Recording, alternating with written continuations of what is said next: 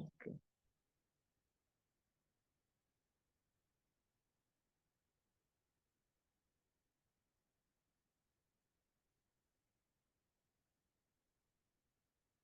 हरे कृष्णा। आवाज आवाज नहीं आ रहा।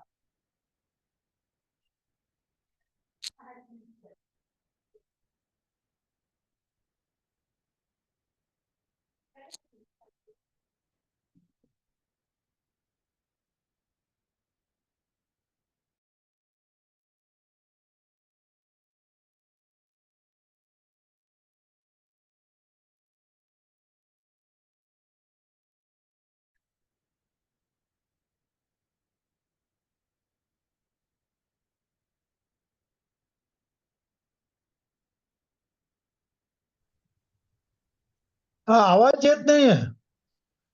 हरे कृष्णा, आवाज येत नाही.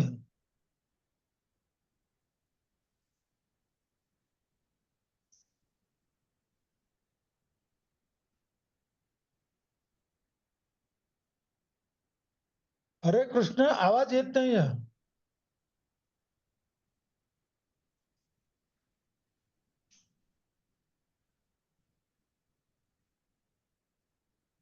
हरे कृष्ण, आवाज येत नाही आहे.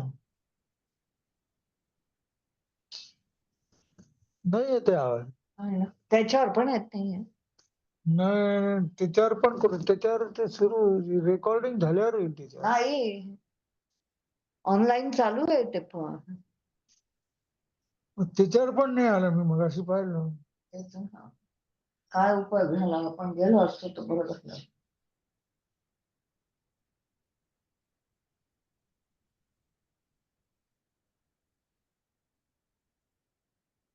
त्याला कसं सांगू?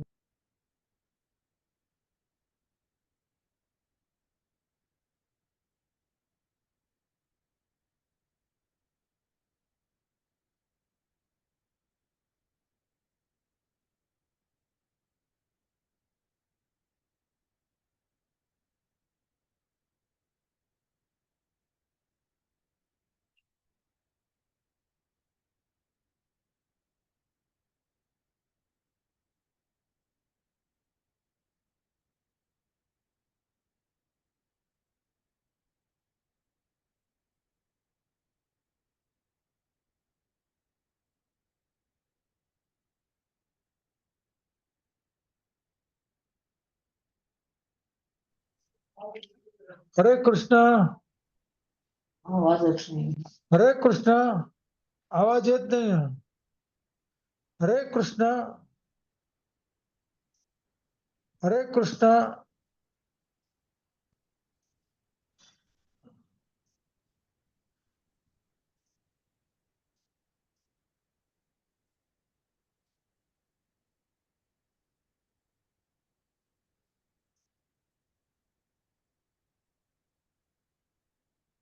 हा, इथे याने टाकला कोणतरी. का तू टाकला रे?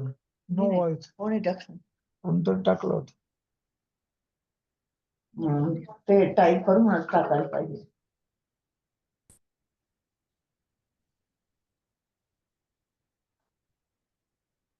कभी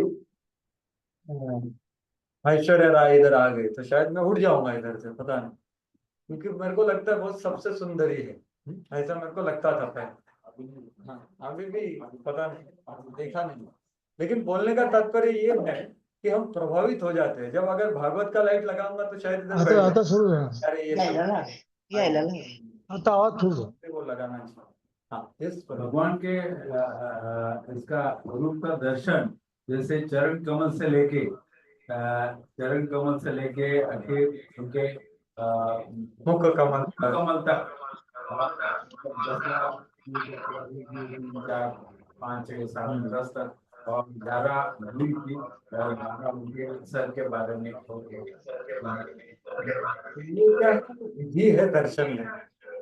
और अब तो भागवत भी कृष्ण है, तो अगर हमें 10वें स्कंद का कृष्ण लीलाओं को प्रभावित होना है तो हमें विधि को अपनाना पड़ेगा। चरणों में चिंतन करो, मतलब 2 स्कंदों में चिंतन करो अच्छी तरह से। फिर आगे तीसरा चौथा पाचवा, छठवा, सातवा, आठवा, मी जाते तिकडे. 9वां, 10वां, 11वां और 12वां। तो ये पूरा दर्शन हो जाएगा। और 10वें स्कंद का प्रभाव होने के लिए हमें ये नीचे से अच्छे से समझना है। और पहले 9 स्कंद आप पढ़ोगे तो क्या हो जाएगा? प्रभुपाद जी क्या बोल रहे हैं? गारंटी दे रहे हैं। भगवत धाम का तो नहीं, भगवत प्राप्ति भी नहीं, वही दोनों सेम ही है। तो भगवत साक्षात्कार बोले।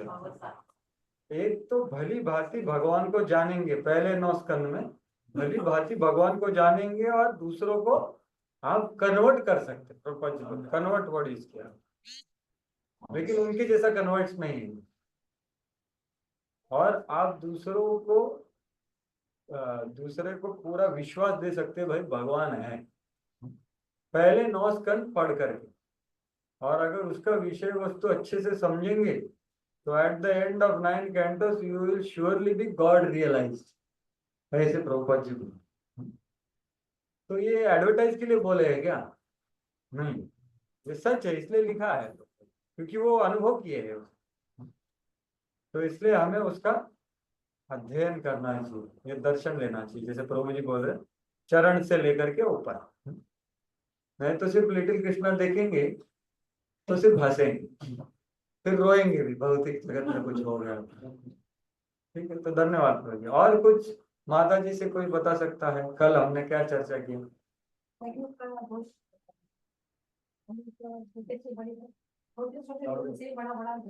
माइक में बताओ। ये दोष जानना बहुत जरूरी है। चालू कर। हरे कृष्ण। कलयुग में जो छोटे छोटे बातें रहती है, छोटे छोटे इंसिडेंट्स के ऊपर से बड़े बड़े झगड़े होते हैं, और we are unable to capture without Krishna, without 9 chakra, without 9 canto. ये एक है। और वो अंदर का और बाहर का जो ये है ना, 3 तरह का कलह बता। 3 कलह चल रहे हैं हमारे। बाहर का युद्ध बोले तो जीव दया। हाँ, जीव दया मतलब वो युद्ध से लड़ने के लिए हम जीव दया करते हैं। और ये जो है अंडरस्टैंड करना perfectly, practically we have to understand karma practically. ऐसा भी होने चाहिए कर्मा तो ये छोटे, देखो छोटे छोटे चीज पे बड़े बड़े झगड़े होते हैं, तो वो सब जगह पे होते। 2 लोग आ गए मतलब ये होता, क्योंकि 2 बाम्बू है, कलयुग है, हवा चल रहा है कलयुग का, तो 2 बाम्बू ये कर रहे हैं, हवा लगती है और आग लग जाती। तो गलती किसका है? किसका भी नहीं। ये परिवेश ही ऐसा है कि भाई हवा चल रहा है, सावधानी बरतो।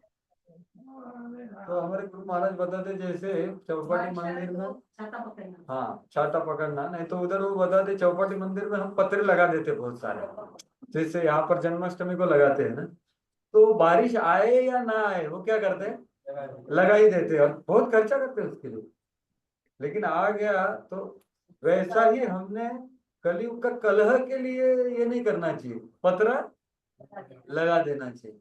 नहीं तो क्या होगा, आपका गलती है, मेरा गलती है, उसमें पूरा बड़ा ये हो जाए, कलह हो जाए। और उसके लिए हम भागवत का सिद्धांत का पहले 9 स्कंदों को ग्रहण करना चाहिए। नहीं तो क्या है, और इससे क्यों होगा? क्योंकि हमारा जिसके साथ झगड़ा हो रहा है और हम, ये दोनों का स्रोत एक है। वो जान करके जन्माद्यस्य यतः, अगर वो हम जानेंगे तो फिर झगड़ा क्या करना। फिर जीव लोग और क्या सबसे बड़े एक दूसरे को मारने वाले थे ना, जैसे परम पूज्य सचिनंदन महाराज और परम पूज्य राधानाथ महाराज, तो एक जू है और एक जर्मन, तो ये दोनों में तो बहुत बड़ी लड़ाई थी, बराबर कि नहीं? जर्मनी के कौन, वो हिटलर ने वो जू लोगों को मार दिया, तो बहुत बड़ा उनका अभी तक उनका वैमनस्य है। लेकिन महाराज बोल रहे हम दोनों बहुत ही करीबी दोस्त हैं। क्यों? क्योंकि स्रोत एक है, दोनों प्रभुपाद जी के शिष्य हैं, और प्रभुपाद ने दिखाया भगवान आपके पिता, तो कलह नहीं होता, कोई भी हो शायद। तो इसलिए ये जानना जरूरी है। तो ये कलह कहाँ नहीं होता, हमारे छोटे से कुटुंब में होता है, छोटे से आश्रम के रूम में होता है, नहीं तो थोड़े बड़े समाज में, सब जगह पे होता है, लेकिन कारण क्या है? ये एक है। अगर ये एक जानेंगे और पते लगा देंगे तो दूसरा कलह कर भी रहा है तो भी आप साइड में आप पत्थर लगा देंगे बीच में कि भाई कलयुग चल रहा है, इसका गलती नहीं है, हवा चल रहा है जोर से। तो ये भाव है, क्योंकि ये सबसे बड़ा मुश्किल होता है हमारे जीवन में। मन कृष्ण में लगाने को यही बीच में आता है, जप करते वक्त, श्रवण करते वक्त। चेतना की जो गलत धारणाएं है अपनी, वो चेतना की गलत धारणा निकालना चाहिए। हाँ, वो गलत धारणाएं कौन सी थी, किसके बारे में? इंसान बोले को भगवत प्राप्ति के भगवत उनके लिए वो गलत धारणा है ये सब भगवान की गलत धारणा, बिल्कुल सही। हाँ, जैसा कि लेकिन आपने बोला। गलत या आंशिक धारणाएं थी ना, वो निकालनी चाहिए। बहुत बहुत धन्यवाद। और कोई कुछ बोलना चाहेगा? कल हमने क्या चर्चा किया इस माइक में? तेरहवीं स्टेज का उदाहरण दिया। कौन से संदर्भ में दिया? एयर होस्टेज जो है पैसा कमाने के लिए वो करती है। तो उसका व्यवहार अच्छा बहुत अच्छा होता, लेकिन विचार अच्छा नहीं होता। बिल्कुल। तो विचार और व्यवहार, तो प्रभुपाद जी अपने जो प्रीफेस है उसमें लिखे हैं कि भाई ये भागवत पूरे जगत के आध्यात्मिक संस्कृतिकरण के लिए, रीस्पिरिचुअलाइजेशन ऑफ एंटायर सोसाइटी। तो उसमें संस्कृति है ना, संस्कृति मतलब दो चीज बताया था, एक है विचार, एक है व्यवहार, एक है रिलीजन, एक है फिलोसॉफी। सिद्धांत और सदाचार ये दोनों जरूरी है। सिद्धांत है लेकिन सदाचार नहीं है तो भी प्रॉब्लम, अगर सदाचार है सिद्धांत नहीं तो बहुत बड़ा प्रॉब्लम है। तो उसके लिए मैंने वो उदाहरण दिया, एयर होस्टेस का सदाचार बहुत अच्छा है लेकिन सिद्धांत अच्छा नहीं है, बराबर की। तो इसके लिए ये उदाहरण दिया कि पूरे जगत में यही प्रॉब्लम चल रहा है, ये दोनों चीज नहीं है, सही सिद्धांत नहीं है और सही सिद्धांत जो प्रस्तुत करता है वो संस्कृति नहीं, जो वैदिक संस्कृति है। तो उसके लिए ये उदाहरण दिया था। तो ये सभी जगत का अगर ईश्वर विहीन सिद्धांत है तो वो सही सभी यही कैटेगरी में आएगा। किसके कैटेगरी में? एयर होस्टेस वाली कैटेगरी में आएगा, अगर सिद्धांत सही नहीं। इसलिए प्रभुपाद जी क्या बोले, कौमारम आचरित प्राज्ञ, भाई 5 साल से भागवत को पढ़ाओ, स्कूलों में पढ़ाओ, ऐसा बता दिया हमने। तो सिद्धांत तो दे दो आप। तो ये याद रखना चाहिए। हाँ, वो उदाहरण महत्वपूर्ण था। और कुछ? पेड़ का उदाहरण, उससे क्या प्रस्तुत किया हमने? पेड़ के उदाहरण से प्रभुपाद जी, जड़ दिख रही है और पत्ते जड़ दिख रही है, जड़ नहीं दिख रही है। हाँ। रुकिए रुकिए, माता जी को बोलना दीजिए, आपके पास भी माइक आने। जड़ नहीं दिखाई दे रही है और हाँ। पेड़ पत्ते फूल टहनियाँ बाकी सब दिख रहा है। बिल्कुल। तो इसका संबंध क्या है? ये तो एक सर्ग विसर्ग, दृष्टांत हो गया। तो सिद्धांत क्या है? सर्ग विसर्ग, सर्ग विसर्ग क्या है? पोषण। ये सर्ग का मतलब है सब्जी बनाना, जैसे बहुत सारी तैयारी करना, सामग्री बन गई सामग्री। तो वो सर्ग हो गया। हाँ। विसर्ग मतलब उसको इकट्ठा करें। ब्रह्मा जी ने मतलब सामग्री सारी भगवान ने दी थी और ब्रह्मा जी रोटी मतलब बना रहे। बिल्कुल। तो सर्ग विसर्ग, स्थान, पोषण, ऊति, मनवंतर, ईशानु कथा, मुक्ति और निरोध, ये सब क्या है पेड़ में? ये सब दिखता है, हमें प्रतीत होता है, अनुभव कर सकते हैं। तो वो पेड़ का कौन सा पार्ट हो गया? पत्ता, टहनी, फूल, फल, ये सब, क्योंकि ये सब अनुभव कर सकते हैं, हम देखेंगे आज उसको। लेकिन क्या अनुभव नहीं कर सकते, क्या देख नहीं सकते? जड़। तो वो जड़ क्या है? आश्रय तत्व। 10वां जो तत्व है वो आश्रय है, वो हम देख नहीं सकते, लेकिन 9 तत्वों को देख सकते हैं, अनुभव कर सकते हैं। तो ये पेड़ का और जड़ और पेड़ का अलग अलग टहनी वगैरह का उदाहरण था, बराबर। तो ये, तो इसलिए हमें ये 9 विषय वस्तु को जानना है कि ये जड़ से सब कुछ मिल रहा है, जड़ से प्रकट हुआ है, जड़ से उसका पोषण होता है और जड़ में मतलब वो चला भी जाएगा। ये होता है आश्रय। ऐसा नहीं प्रभुपाद जी ने तो इसको बोल रहे कि कृष्ण आश्रय है, नहीं, ये सिद्धांत है। आश्रय मतलब जिससे सब कुछ प्रकट होता है, जिससे सब कुछ पोषण होता है और जिसमें सब कुछ चला जाए, ये है आशा, और वो हमेशा रहता है। वैसा ही जड़ है, जड़ से ही ये सब आता है, जड़ से ही ये सब पोषण होता है। बिल्कुल सही। तो ये, और एक, और किसी को कुछ? यस, प्रभु जी को दीजिए माइक दीजिए।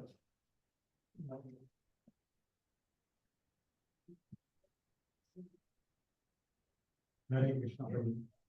ईश्वर वेद समाज के बारे में बताया था कि भागवतम सभी समस्याओं का सोल्यूशन है।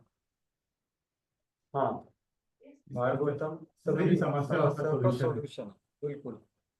सामाजिक, आर्थिक, कौटुंबिक, कौन सा भी समस्या लो, ऐसा ही नहीं कि सिर्फ भक्तों में, क्योंकि वो क्या करता है, जन्माद्यस्य यतः, हमारा सबका एक जो चीज है कॉमन, उसको सबको कनेक्ट करता है।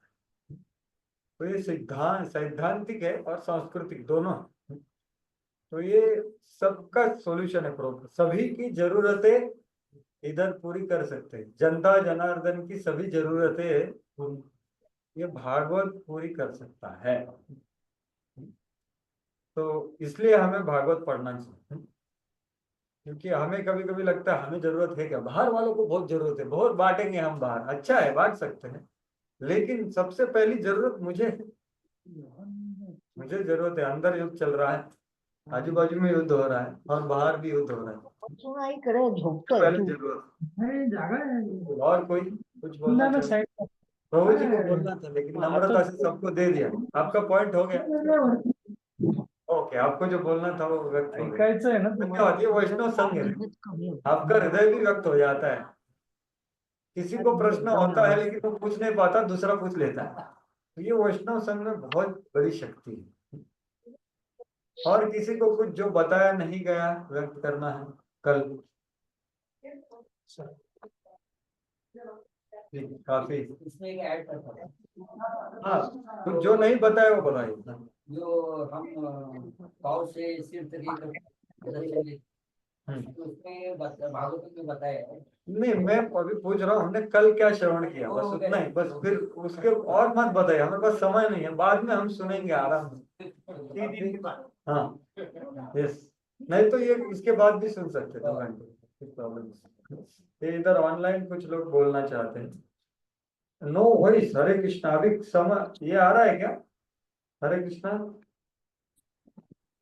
आपको ध्वनि आ रहा है क्या ऑनलाइन लोगों को? नो वॉइस, नो वॉइस लिखा हुआ है। रुपये आप बोलिए।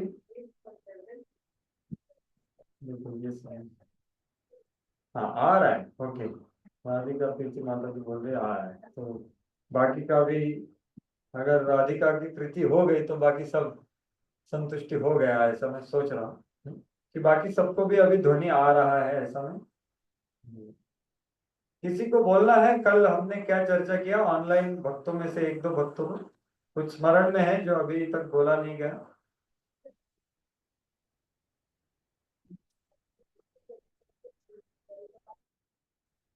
हाँ बताइए। ओके, 2 माताएं हैं, एक मेरी माता और दूसरी एक राधिका प्रीति माता, बताइए। जी 10 विषयों में चर्चा की प्रभु जी, सर्ग विसर्ग और भगवान के हाँ सॉरी हिंदी बोलते आवाज 10 विषयाबद्दल बोललो. नहीं, वो बोल रहे थोडा आवाज आ रहा है, पूरा नहीं आ रहा। भगवंतांचे अवयव किंवा भगवंतांच्या शरीरासंबंधात हे भागवतम कसे आहेत, पहिला स्कंद दुसरा स्कंद त्याविषयी बोललो, किंवा हे 10 सर्ग विसर्ग हे कसं हे आहे ह्याच्याबद्दल बोललो. ठीक है, ठीक है, ओके। तो वो माता जी बता रही है कि कैसे अलग अलग अवयव भगवान के अलग अलग स्कंदों का वर्णन करते हैं, जो हमने देखा पद्म पुराण से कुछ लोग। बहुत बहुत धन्यवाद। तो हम आगे बढ़ते हैं अभी आज के इसमें। तो शुरुआत में हम भागवत का गुणगान करेंगे। तो ये भागवत जो है ना, उसको सनातन गोस्वामी देखो कैसा वर्णन कर रहे हैं। अपने मदे कबर सब लोग दोहरा सकते हैं मुझे, मेरे पीछे। मदेक बंधो मत्संगी मदेक बंधो मत्संगी मदेक बंधो मत्संगी मदेक बंधो मत्संगी मद्गुरो मद्महाधनः मद्गुरो मन्महाधनः मद्गुरो मद्महाधनः मन्निस्तारक मद्भाग्यो मन्निस्तारक मद्भाग्यो मदानंदनमोस्तुते मदानंदनमोस्तुते। तो ये श्लोक में क्या बोल रहे हैं सनातन गोस्वामी कि ये भागवत एक कृष्ण है। तो ये सिर्फ एक ग्रंथ नहीं है, ये आपसे अलग अलग, ये आपके जीवन में अलग अलग रोल को क्या बोलेंगे, रोल निभा सकता है। जैसे गुरु है, संगी है, बराबर, तो क्या बोलते हैं उसको, अलग अलग आपके जीवन में देखो गुरु होते हैं, बराबर, संगी होते हैं, आनंद देने वाले होते हैं, बंधु होते हैं। तो ये सभी रोल कौन ले सकता है, श्रीमद् भागवत ये बोला है। क्योंकि ये भागवत पुराण ये सभी वेदों का लिखने के बाद लिखा गया है। तो शास्त्रों में एक ये आता है, इसका महिमा गुणगान कर रहे हैं कि कैसे भागवत ये सभी रोल ले सकता है। तो वो क्या बोलते हैं कि वेद पुराण जो है, वेद जो है ना, वो एक आपको अनुशासित करते हैं जैसे कोई स्वामी अपने सेवक को बोलता है, समझ? स्वामी सेवक को है तो हाँ ये करो, ये मत करो, ये करो, ये मत करो, ऐसा। हाँ, इंस्ट्रक्शन आता है डायरेक्ट। लेकिन जो दोस्त होता है वो भी आपको मार्गदर्शन कर सकता है, लेकिन वो थोड़ा प्रेम से बोलता है, थोड़ा स्टोरी लेके बोलेगा, डायरेक्ट नहीं बोलेगा, थोड़ा, समझ रहे ना। आज जैसे प्रभुपाद जी बोल रहे थे अर्जुन और कृष्ण का मैत्री, थोड़ा उधर थोड़ा एक दूसरे में वाद विवाद भी हो जाते, लेकिन कुछ समझाना है। जैसे अर्जुन को भगवत गीता समझाई भगवान, तो पहले मजाक कर रहे थे भगवान, अरे मेरा दोस्ती को तोड़ रहा है तू, दोस्ती रहने दे।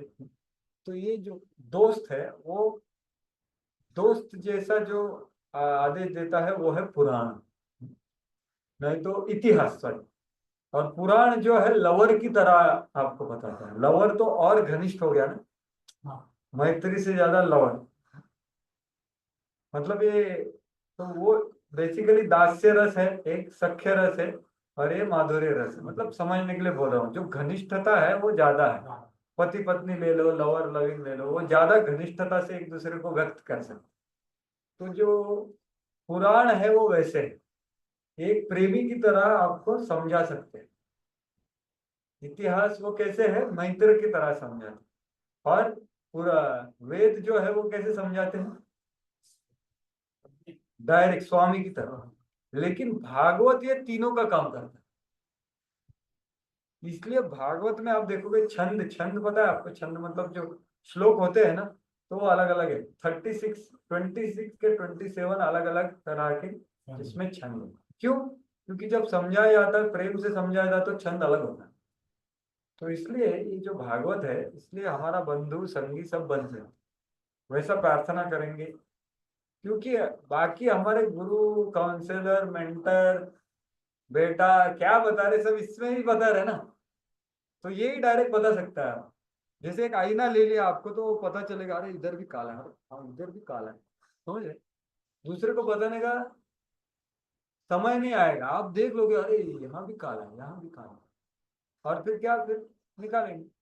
इसलिए इसको प्रस्तुत होना इतना आसान नहीं है। शुरुआत में आपको लगेगा अरे और पढ़ूंगा तो और काला दिख रहा है, तो अच्छा है रख दो भाई, जो गुणगान करता है उसके पास जाएगा। लेकिन आप उसका अध्ययन करेंगे, अच्छे उसका वो दिखाएंगे, तो निकालेंगे, तो आपको और संतुष्टि हो, क्योंकि ये मदद कर रहा है। प्रेम से कभी आदेश मिलेगा, कभी प्रेम से बताया जाएगा, कभी मित्रता से बताया जाएगा, वही चीज तो ऐसा ये भागवत है जिसका हम चर्चा करें। और वे फिर क्या कर सकता है, असाधु साधुता दाई अति नीचोच्चता रखा आना मुंच कदाचिन्मा प्रेमना उत्कंठ। तो सबसे नीच से नीच को उच्च तारक कर सकता है, बहुत शक्ति, क्योंकि कृष्ण है। तो ये पुस्तक नहीं है, इससे हम संबंध बना सकते हैं।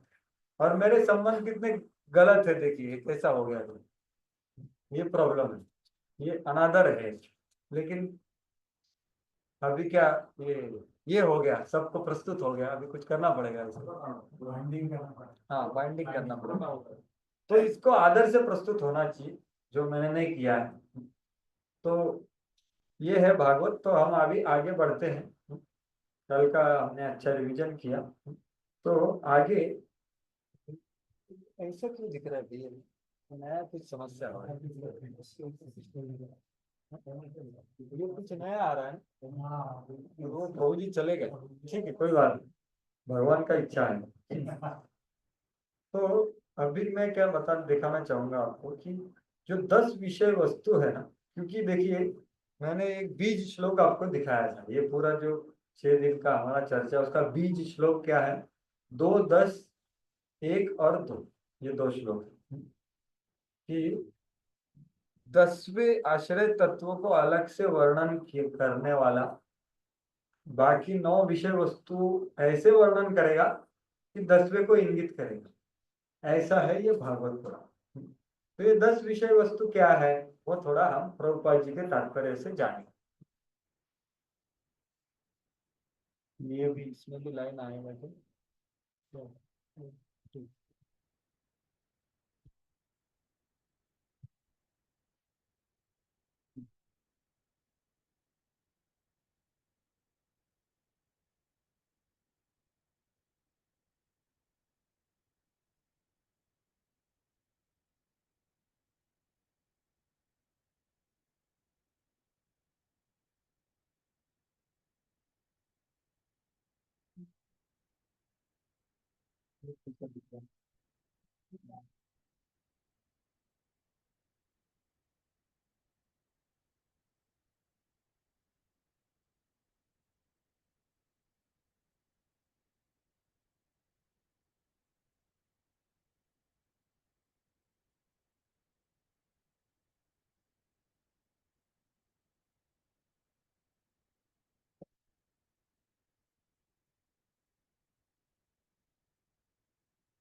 क्या करते हैं, समझ में नहीं आ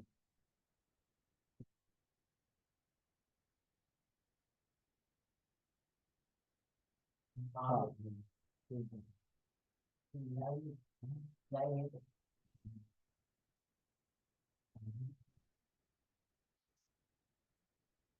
ये कहाँ से आ रहा है, मुझे समझ नहीं, वो तो दिखा नहीं रहा मुझको।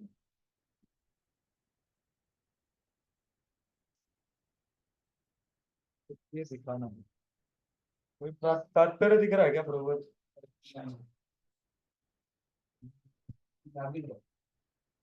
जो दिखाना है वो दिख नहीं रहा है। डुप्लीकेट करते हैं, अभी शायद दिख रहा है।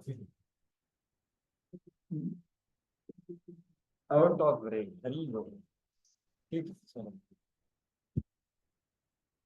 भगवान का कुछ अलग इच्छा है।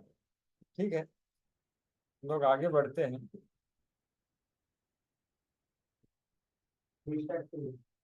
नहीं, स्टार्ट करेंगे तो बहुत मुश्किल हो जाएगा।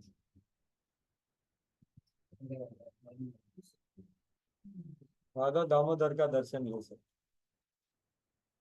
शेयरिंग का कुछ प्रॉब्लम हो, प्रोजेक्टर में।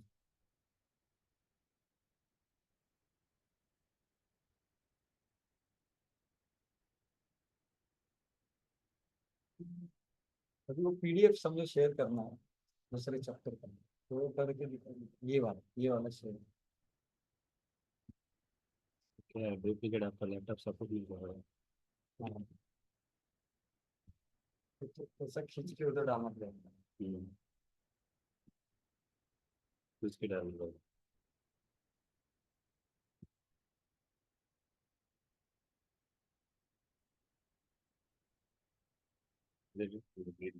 ये ऑप्शन क्या? यार तेल करिए। ये वाला।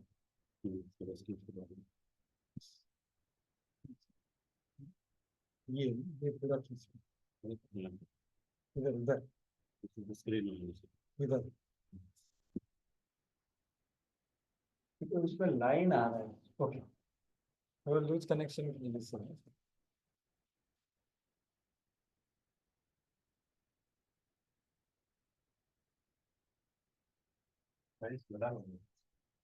हाँ, वो पता नहीं, इधर ठीक दिख रहा है, उधर बड़ा नहीं।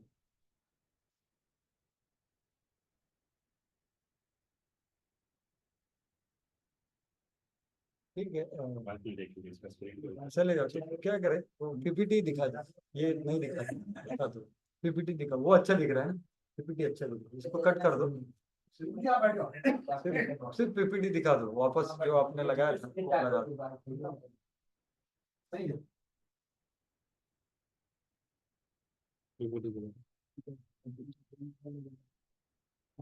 हरे कृष्णा, हमको तो स्क्रीन शेयर हुआ है।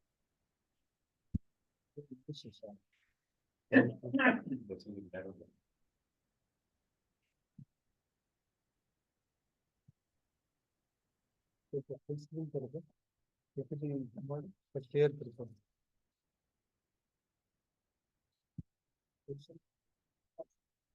कर वाला शेयर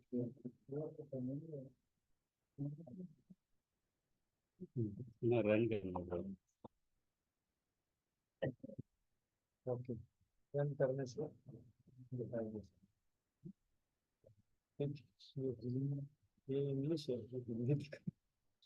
हिंदी हाँ नहीं, इधर ही है बाकी में।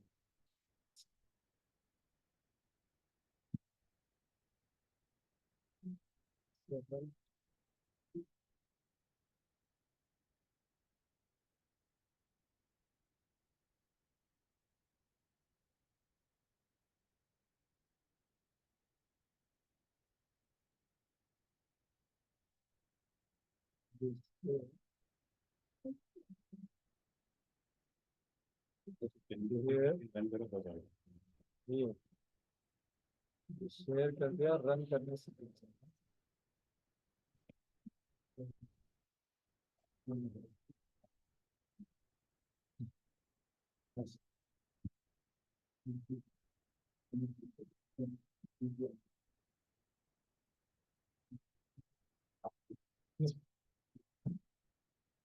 देखिए, ये 10 विषय वस्तु क्या है, थोड़ा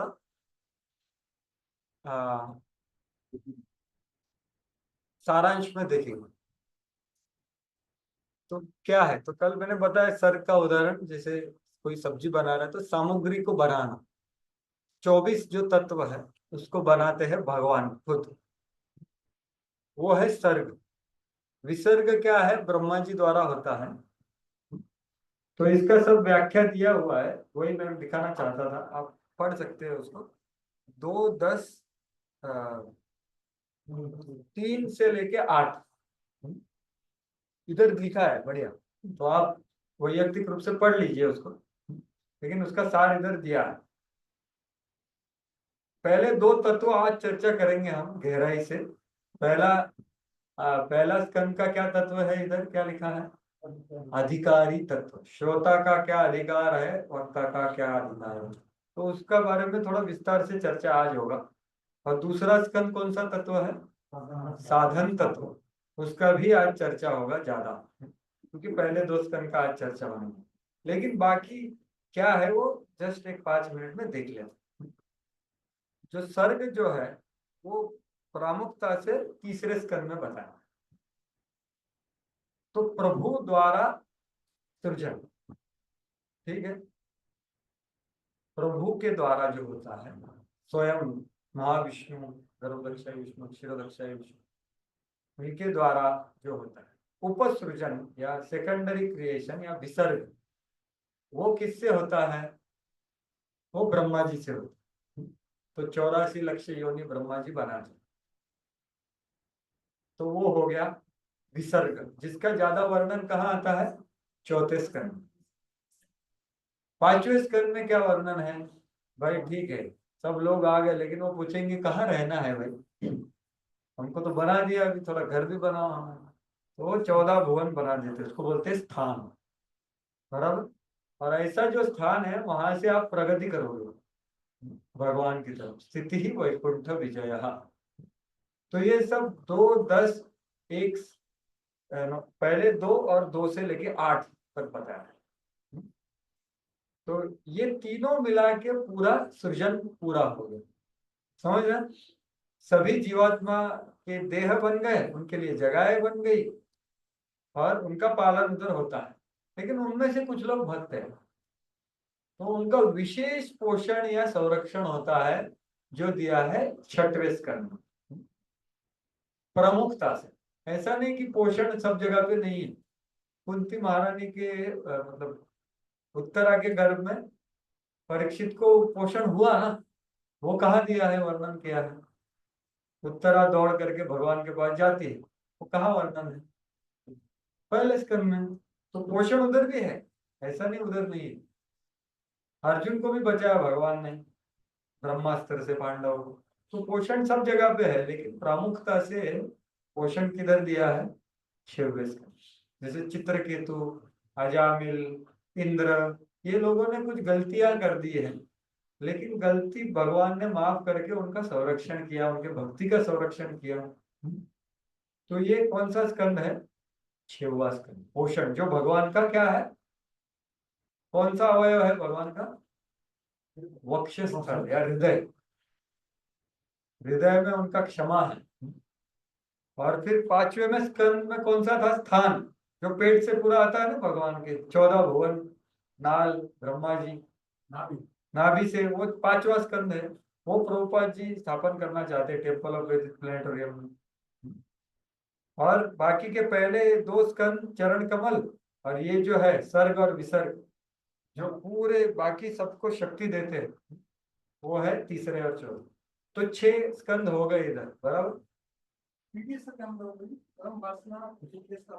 एक्चुअली ये शुद्ध भक्ति, प्योर डिवोशनल सर्विस। तो इसका हम जो वो स्कंद में जाएंगे ना तो और स्पष्ट हो जाएगा, अभी हम उसमें नहीं जा रहे। लेकिन एक किधर है वो, हाँ, चित्रकेतु, इंद्र, अजामिल, प्रभु की दया, बराबर। हाँ, 7वां ये हो गया, 6वां। अभी 7वां जो है उसमें है वो पीडीएस। तो अभी यहाँ पर तो शुद्ध भक्ति का प्रतिपादन हो गया। तो 7वां स्कंद को क्या विषय वस्तु है, नाम, सर्ग हो गया, विसर्ग हो गया, स्थान हो गया, पोषण हो गया, बराबर। उसके बाद क्या है, उति। उति या उतया कर्म वासना। हमारे हर एक जीवात्मा का अलग अलग वासना है, अपने अलग अलग अनुभवों से। ये लाइफ का और हमारे हजारों करोड़ों पहले वाले जीवनों का, वो सब हमारे हृदय में उसका संस्कार है कि नहीं। उसके हमारे विचार आते हैं, वासनाएं आती है, इच्छाएं होती है कि, तो उससे हम कैसे डील करें। तो वो है 7वां स्कंद। इसलिए एक स्टोरी दिया है उधर से। अब देखो, सिर्फ एक स्टोरी है ना 7वें स्कंद में। किसका स्टोरी है, नरसिंह देव, प्रहलाद महाराज, हिरण्यकशिपु, इतना ही स्टोरी है।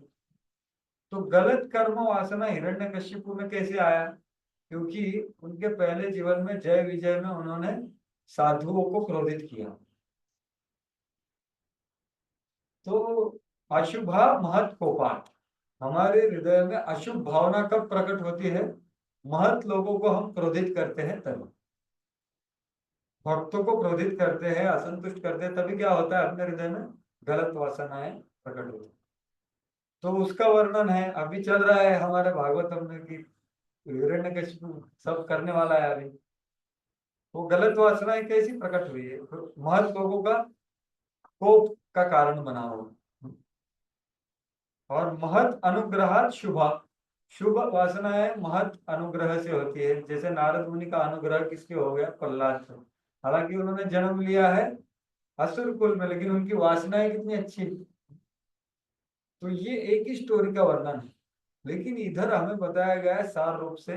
ये अध्याय का सार क्या है, पूरे इसका सार है भाई, महत बादर अजोभिषेकम। जो भी आपका वासना हो, आप महत का संग कीजिए, उनके चरण धूलि में नहाइए। ये 7वां स्कंद है, उति। क्या भक्ति कर सकते हैं, जो भी बैकग्राउंड है फर्क नहीं पड़ता, महत का संग लीजिए, आसक्त बनिए, सेवा कीजिए, वो हो गया। उसके बाद क्या है, उतयः कर्म वासना। तो उसके बाद सबसे महत्वपूर्ण अंग है भक्ति का शरणागति, गुरु पादाश्रय, बराबर। तो उसका वर्णन कहाँ हुआ है, 8वें स्कंद में, मन्वंतरे मन्वंतराणि सद्धर्म। तो सद्धर्म बोला है उसको। तो सद्धर्म क्या है, शुद्ध भक्ति। और शुद्ध भक्ति का शुरुआत शुद्ध समर्पण से होता है। तो शुद्ध समर्पण हो गया मतलब अशुद्ध समर्पण है। तो आप 8वें स्कंद में कुछ स्टोरी बता सकते हैं, क्या है, कुछ याद है किसी को? गजेंद्र जो आर्त था, वो भी शरणागत हो गया लेकिन आर्त था। और कौन सा है, ये है ना उसमें, क्या है ये, नहीं दामोदर मिला तो 10वीं में, वो दाम मंथन, समुद्र मंथन। तो देवता लोग अर्थार्थी है, वो भी भगवान को शरण गए, लेकिन ये शुद्ध शरण नहीं है। और शिव जी थोड़े जिज्ञासु थे, अरे मुझे भी मोहिनी मूर्ति को देखना। और ज्ञानी ये लास्ट में सत्यव्रत मुनि, लेकिन ये शरणागत तो हो गए लेकिन आर्त जिज्ञासु अर्थार्थी ज्ञानी होट, तो शुद्ध नहीं। लेकिन शुद्ध शरणागति किसका है, सबसे बड़ा उसमें स्टोरी है, वो कौन सा है, 8वें स्कंद में, वामन देव और बलि महाराज, आत्मनिवेदन, आत्मसमर्पण, वो है शुद्ध। कि भाई 2 स्टेप से सब कवर हो गया, अभी आप मेरा ईगो को ले लो, ये शुद्ध समर्पण। ये 8वां स्कंद है। जब भक्ति में गुरु पादाश्रय होने के बाद शरणागति होना है, वो यहाँ पर बताया।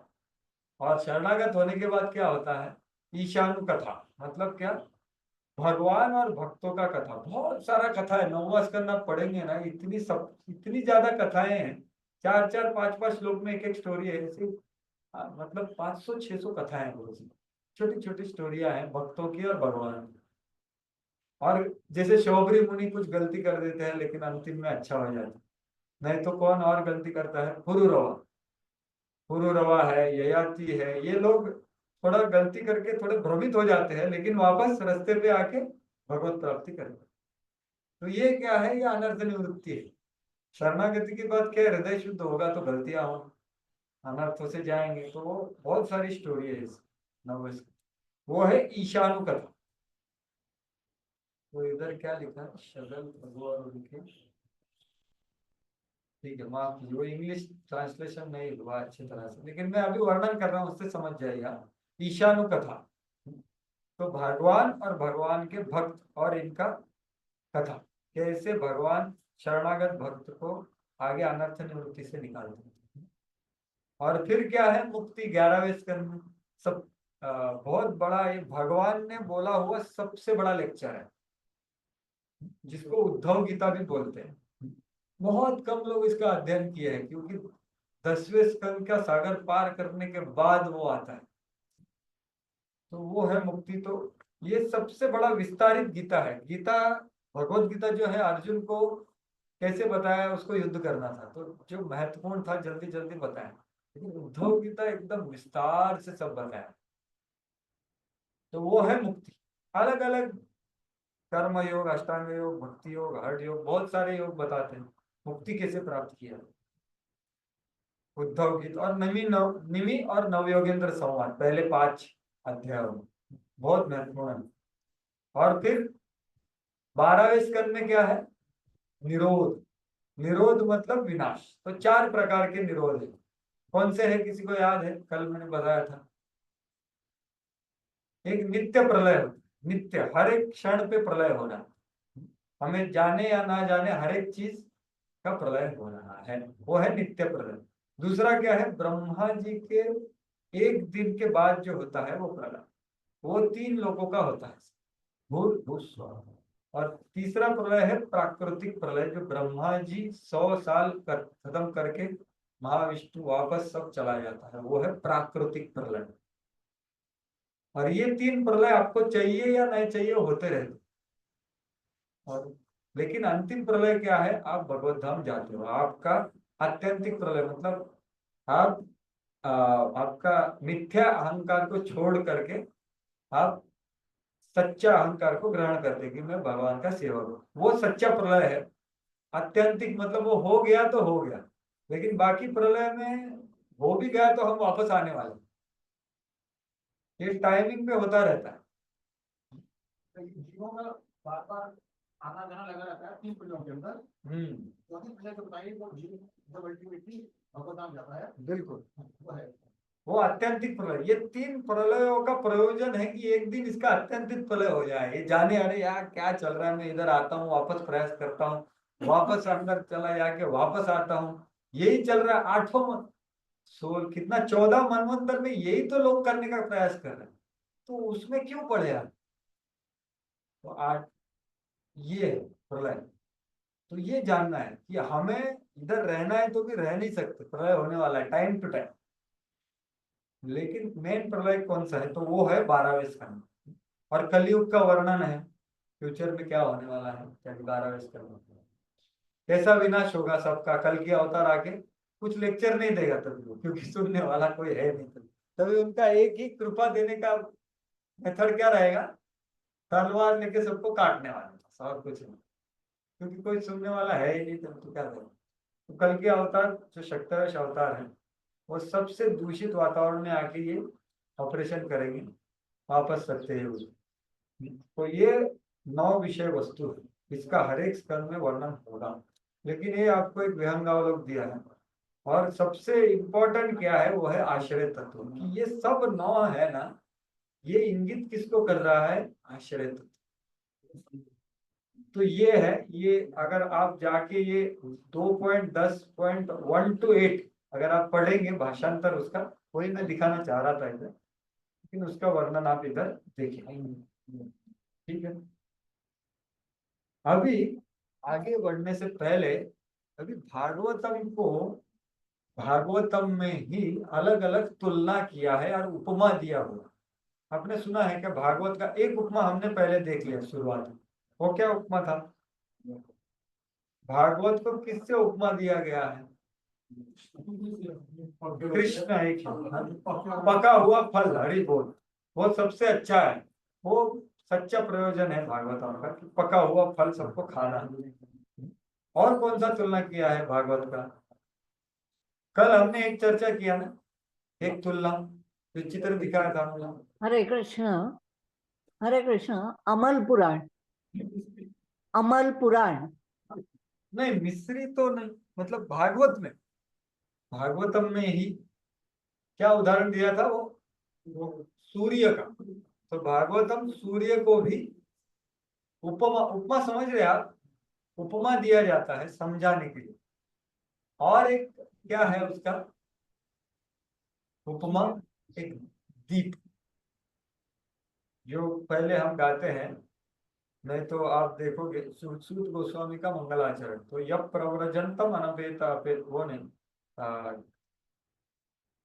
कृत्यम द्वैपायनो विरह कातराजुहावत उत्रेति तन्मयतया तरोभिनेदुस्तं सर्वभूतहृदयं मन्यमानस यस यस्यानुभावम अखिल श्रुति सारमेकम आध्यात्म दीपम। आध्यात्म दीप, दीप अभी दिवा, अभी हम दीप अर्पण करने वाले हैं। आज किए क्या अर्पण, कल से चालू हो। हाँ, आज ये बाउंड्री है, तो कल से चालू हो। तो दीप है, दीप पता है ना आपको, दीप। तो भागवत को दीप से भी तुलना की, आध्यात्म दीप अतितीर्षताम तमोन्धम। कि जो लोग ये भौतिक अंधकारमय जगत को पार करना चाहने के लिए बहुत ज्यादा इच्छुक है, उनके लिए भागवत क्या है, एक दीप। तो दीप से क्या होता है, लाइट होता है। जैसे अभी ये रूम का ही उदाहरण लीजिए, रात में आप आ गए इधर, समझो इधर सांप बिच्छू कील ये सब है, और आपके पास इधर दीप दिया हुआ, तो क्या होगा आपका उससे, दिखा कितना दिखाई देगा, लेकिन दीप से अब भी जितना दिख रहा है सूर्य होने के बाद उतना दिखेगा क्या। अभी मैं इधर बैठ के पूरा देख सकता हूँ बराबर है, सूर्य वो आ गया इसे, लेकिन सूर्य नहीं, ये सिर्फ दीप है, तो मैं कितना देखूंगा, सिर्फ उसके बाजू में देखो इतना दिख रहा है। दीप के बाजू में थोड़ा आपको दिखेगा, तो उससे क्या हो जाएगा, आपका भय चला, भाई सांप आ गया तो मेरे को दिखेगा। तो लेकिन भागवत हमको भय से मुक्त करने के लिए सिर्फ लिखा गया है क्या? क्या लगता है? सिर्फ भय से मुक्त करने के लिए भागवत लिखा है क्या? नहीं, फल खाने के लिए भागवत दिया है। जो गुठली के बिना है, विदाउट क्या, वो ऊपर वाला कुछ है ही नहीं, कवर भी नहीं है, कुछ नहीं, सिर्फ फल है, उसका जूस पीना है। तो भय से मुक्ति हो जाएगा जब हम दो विषय वस्तु को समझेंगे। ये 10 विषय वस्तु में से 2 विषय वस्तु को हम समझेंगे। कौन से? सर्ग और निरोध। सर्ग समझोगे, क्रिएशन एंड एनाइलेशन, मतलब निरोध। हर एक चीज का कैसा सृजन होता है और हर एक चीज का कैसा निरोध होता है, ये आप समझ जाएंगे तो आपका भय कम हो जाएगा। क्योंकि आपको पता चलेगा भाई हर एक चीज जाने वाला है, तो फिर हम थोड़ा तैयारी करना चाहिए, तो भय चला जाए। मतलब क्या, आपको एक सामान्य भगवान का सामान्य समझ आएगा। सामान्य समझ रहे, गहराई से समझ, सामान्य समझ भी आ गया तो आदमी क्या हो जाता है, थोड़ा भय कम हो जाता है। दीप जैसा ये भौतिक जगत दिखने लगता है, तो थोड़ा सा दीप के आजू बाजू में दिखता है, वो भय से मुक्त हो जाता है।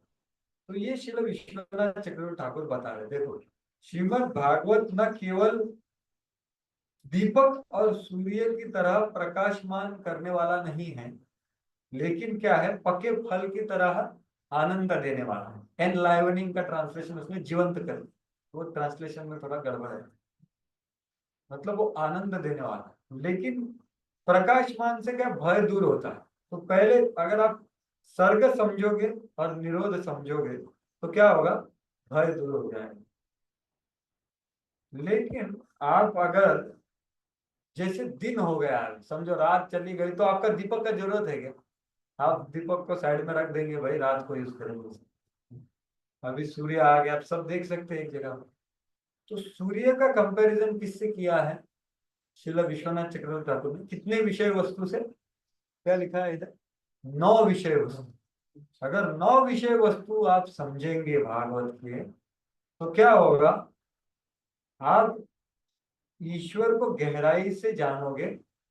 और 4 पुरुषार्थ, जैसे धर्म, अर्थ, काम, मोक्ष, प्रवृत्ति मार्ग, निवृत्ति मार्ग, अलग अलग विधि, अलग अलग साधनाएं, ये सभी का वर्णन 9 स्कंद में है। अगर ये 9 विषय वस्तु आप जानेंगे तो क्या होगा, आपको पूरा का पूरा रूम फुल हो जाएगा, रूम स्पष्टता से दिखेगा। मतलब भौतिक जगत आपको वास्तविक रूप में दिखेगा। जैसे कि प्रभुपाद जी बोलते हैं, naked reality of this material world. आप ये भौतिक जगत को नग्न अवस्था में देख सकते हो। नग्न मतलब क्या, जो वास्तविक अवस्था में, जो जैसे झकझक दिखता है वैसा नहीं। झकझक के पीछे देख पाओगे आप कि अरे झकझक नहीं। जैसे मैंने उदाहरण दिया ना कि झकझक करने वाला बहुत डिस्ट्रैक्ट करता है, बराबर है। लेकिन आप देखोगे अरे ये क्षणिक, तो वास्तविकता से, क्योंकि सूरज उग गया है, तो 9 विषय वस्तु हम जब ग्रहण करेंगे, समझेंगे, तो उससे हमको सब कुछ पता चलेगा कि भाई मेरे जीवन में क्या हो रहा है, क्यों हो रहा है, बाकी लोगों के अलग अलग जीवन में क्यों हो रहा है, क्या हो रहा है, ये सब आपको पता चलेगा। और कुछ भ्रम नहीं रहेगा, सब स्पष्टता से दिखाई देगा, क्योंकि सूर्य उग गया है। ठीक है, लेकिन भागवत का ध्येय ये है क्या, ये भौतिक जगत को दिखाना नहीं। भागवत का ध्येय है कि भगवान के प्रेम में भक्ति का अनुभव करना। तो जब हम 10वां विषय वस्तु, तो 9वें विषय वस्तु से क्या होगा, संपूर्ण संदर्भ, दृष्टि और क्रिया। इसका अर्थ क्या है, जब आप दीप लेकर के रूम में आए ना, तो आपको पूरा संदर्भ, पूरा रूम नहीं दिख रहा था ना, तो आप थोड़ा आराम से चलेंगे, बराबर, थोड़ा डर डर के चलेंगे, दिख रहा है तो। लेकिन अगर सूर्य आने के बाद क्या, आप आराम से चल सकते हैं, दूसरे से मिल सकते हैं, बात कर सकते हैं, क्रिया कर सकते हैं। तो ये भौतिक जगत पूरा स्पष्ट हो जाएगा। संपूर्ण संदर्भ मतलब फुल कॉन्टेक्स्ट, आप पूरा परिवेश को देख सकते हैं और फिर आदान प्रदान कर सकते हैं और अनुभव कर सकते हैं। अगर हम सब देख सकते हैं ना, देखो आप गुरु पूजा में हम क्या बोलते हैं? गुरु हमें क्या प्रदान करते हैं, क्या दान देते हैं गुरु? चक्षुदान दिलो जय जन्मे जन्मे प्रभु से, बराबर। तो ये चक्षु का दान दिया जाता है गुरु द्वारा। गुरु हमें क्या प्रदान करते हैं? सही दृष्टि और सही दृष्टिकोण। तो ये भागवत प्रदान करेगा, क्योंकि गुरु यही बताते हैं भागवत से।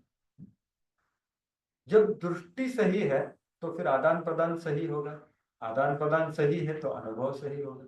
अगर दृष्टि ही गलत है तो फिर आदान प्रदान में थोड़ा आनंद और बहुत बड़ा दुख आएगा, फिर अनुभव भी बहुत डेंजर होगा, फिर दूसरा चाहिए ऐसा। तो ये बात है 9 विषय वस्तु। लेकिन यहाँ तक भागवत सीमित नहीं है। भागवत सिर्फ प्रकाश देने के लिए नहीं आया। प्रकाश कहाँ देने का? भौतिक जगत को देखने लायक है क्या इधर? कुछ नहीं है, लेकिन वो दिखाएगा। लेकिन सबसे महत्वपूर्ण तुलना कौन सी है? फल की। पका हुआ निगम कल्पतरोर गलितम फलम शुक मुखाद अमृत द्रव समेत पिबत भागवतम रसमालयम मुहुरहो रसिका भुवि भाव। तो ये फल है, पका हुआ फल। मतलब क्या? 10वां विषय वस्तु। जब ये 9 विषय वस्तु हम अच्छी तरह से ग्रहण करेंगे, दृष्टि प्राप्त करेंगे, तो 10वें विषय में हम जब कृष्ण की लीलाओं को सुनेंगे तो उसमें उनकी भावनाएं, उनकी प्रेम के आदान प्रदान, उनकी निस्वार्थ भाव, ये पूरा हमें अनुभव देगा, जो जूस की तरह। तो आप देखो, भगवान की लीलाओं में भक्ति और प्रेम की भावनाएं प्रकट, वो श्रवण करके से कि क्या है भगवान। और जैसे दामोदर लीला, इतनी विशेष लीला है, कितनी भावनाएं हैं उसमें, तो वो प्रकट होगी। और ये हमारा ध्येय है। ये पहले 9 स्कंद हम सिर्फ भौतिक जगत अच्छा देखने के लिए नहीं कर रहे। हमारा ध्येय क्या है भाई? 10वें स्कंद का अनुभव, मुख कमल का अनुभव करना है। और मुख कमल में भगवान का जो स्मित हास्य है वो सबसे मधुर है। वो क्या है? रास पंचाध्याय। जो मुख में सबसे मधुर चीज क्या है? स्मित हास्य, वो है रास पंचाध्याय। तो ये भागवत का सबसे महत्वपूर्ण उपमा है, ये फल है। तो ये कब होगा? जब 10वें विषय वस्तु को हम प्रस्तुत होंगे। ये पहले 1 से लेकर के 9 से जाते जाते। तो ये है तुलना। 3 उपमाएं हैं, दीप, एक सूर्य और एक फल। और इसका संबंध किससे? 10 विषय वस्तुओं से है। और ये आपको लगा ये दिया किसने है? श्रील विश्वनाथ चक्रवर्ती ठाकुर। ये कहाँ दिया है? भागवत के पहले श्लोक में ही दिया है। 1.1.1 के तात्पर्य में ये सब बताया है। तो इसलिए हमें ये 10 विषय वस्तु का चश्मा पहन करके भागवत को ग्रहण करना है, ठीक है। लेकिन जाते जाते उन्होंने एक हमें चेतावनी देके गए। वो क्या है? और एक भागवत का वो तुलना करते हैं जो भागवत में प्रत्यक्ष रूप से नहीं दिया, अप्रत्यक्ष रूप से दिया है। वो कौन सा है? देख रहे आप, लेफ्ट साइड में लिखा है। वो क्या है? हक्का बक्का बनाने वाला कौन सा है? हाँ, भागवत कैसा कार्य कर सकता है? मोहिनी मूर्ति जैसा भी कार्य कर सकता। हक्का बक्का मतलब बिविल्डरिंग। तो मोहिनी मूर्ति मतलब क्या? मोहिनी मूर्ति को गलत भाव से जो प्रस्तुत हुए उनको क्या मिला? कुछ मिला क्या? मिला, लेकिन जो मिलना चाहिए वो नहीं मिला। अमृत नहीं मिला। क्या मिला उनको? नहीं, उनको मोहिनी मूर्ति का अच्छा ग्लांस मिला। इनको भी मिला कुछ तो, बराबर। तो हम और देवता जो अच्छी तरह से प्रस्तुत हुए उनको क्या मिला? अमृत मिला। अमृत तो बांट रही है वो, और इधर उनको अच्छे से ये कर रही है, हाव भाव दे रही है। उनको भी लग रहा है अरे बढ़िया, मेरे को जो चाहिए वो मिल रहा है, और बाद में मेरे को इनका आनंद लेने का ये मिलेगा। तो ये होगा। ये बता के कि वो क्या चेतावनी दे रहे, जो मैं शुरुआत में बोल रहा था, ये भागवत को सही भाव से प्रस्तुत होना। हम गलत भाव से प्रस्तुत हो रहे हैं तो ये मोहिनी मूर्ति बनाए, मोहिनी मूर्ति तरह काम करे। अगर सही भाव से, शुद्ध भाव से प्रस्तुत होंगे तो ये हमें अमृत प्रदान करे। तो ये चौथा जो उपमा है ये श्री विश्वनाथ चक्रवर्ती ठाकुर, इसके लिए उन्होंने सीधा उदाहरण भी दिया है, वो हम देखेंगे बाद में। तो इसलिए अभी देखिए हमारे चश्मे हम क्यों पहन रहे हैं, समझ गया, 10 विषय वस्तु स्पष्ट हो गई कि भाई ये इसका ये है। हमको भौतिक जगत पहले प्रकाशमान होना चाहिए, भय से मुक्त होना चाहिए, फिर पूरा संदर्भ प्रस्तुत होना चाहिए, और फिर भगवान और उनके भक्तों के बीच में भावना। तो वैसे ही हम भक्ति में आगे भी बढ़ते हैं। पहले हम बाहर से चेंज होता है ना, हम पहले भक्तों के संग में हमारा पहराव बदलता है, धोती कुर्ता तिलक आ जाता है, कंठी आ जाती है, बाद में भक्तों जैसा बोलने भी लगते हैं, हाँ प्रभु जी हरे कृष्ण। तो पहराव हो गया, बोली हो गया, बाद में हम भक्तों जैसा क्रिया भी करने लगते हैं, भजन क्रिया, डांसिंग, सेवा, भागवत श्रवण, चैंटिंग सब कर लेते, क्रिया भी कर लेते। और लेकिन ये बाहरी रूप से होगा। उसके बाद अनर्थ निवृत्ति मतलब क्या, भक्त जैसा विचार। विचार भक्त कैसे विचार करता है, मैं कैसा विचार करता हूँ, ये जब हम श्रवण करें, ये सब सोचेंगे, तब अनर्थ निवृत्ति का हम विचार कर रहे हैं कि भाई प्रहलाद महाराज को इतना समस्या किया और उन्होंने कैसा विचार किया, मेरे को मेरे रूम पार्टनर ने कुछ समस्या किया तो मैं क्या विचार करता हूँ। तो ये हम विचार कर रहे हैं, मतलब हम अनर्थ निवृत्ति के बारे में सोच रहे हैं। लेकिन ये सोच से बड़ा है निष्ठा स्तर। वहां क्या होता है, भक्त का भावना प्रकट, भावना शुरुआत है निष्ठा में, और उसके बाद फिर भावनाएं बढ़ती जाती है, रुचि, आसक्ति, भाव, प्रेम। तो ये भावनाओं को स्पर्श करना है, तो ये अनर्थ निवृत्ति का बहुत बड़ा ढलान है, या पहाड़ है, या सागर है, उससे अच्छी तरह से पार कर। तो इसलिए 10वें विषय वस्तु में क्या है, भावनाएं। तो ये अभी फाउंडेशनल हो गया। अभी हम आगे बढ़ते हैं। तो ये जो अभी मैंने जो बताया ना, सिर्फ उसका आप पढ़ सकते हैं, सब मैंने वर्णन कर दिया है। ये जो 3 उपमाएं हैं उसका महत्व बताया है। तो कोई माइक में पढ़िए, सूत गोस्वामी, नहीं तो आप देख रहे हैं ना, पहला सूत गोस्वामी, ये आध्यात्म दीप का उदाहरण किसने दिया, सूत गोस्वामी ने, जो मैंने बताया। तो उसमें क्या है कि यहाँ पहला सर्ग और निरोध, ये आप समझ गए तो आपको आध्यात्म दीप समझ में आएगा।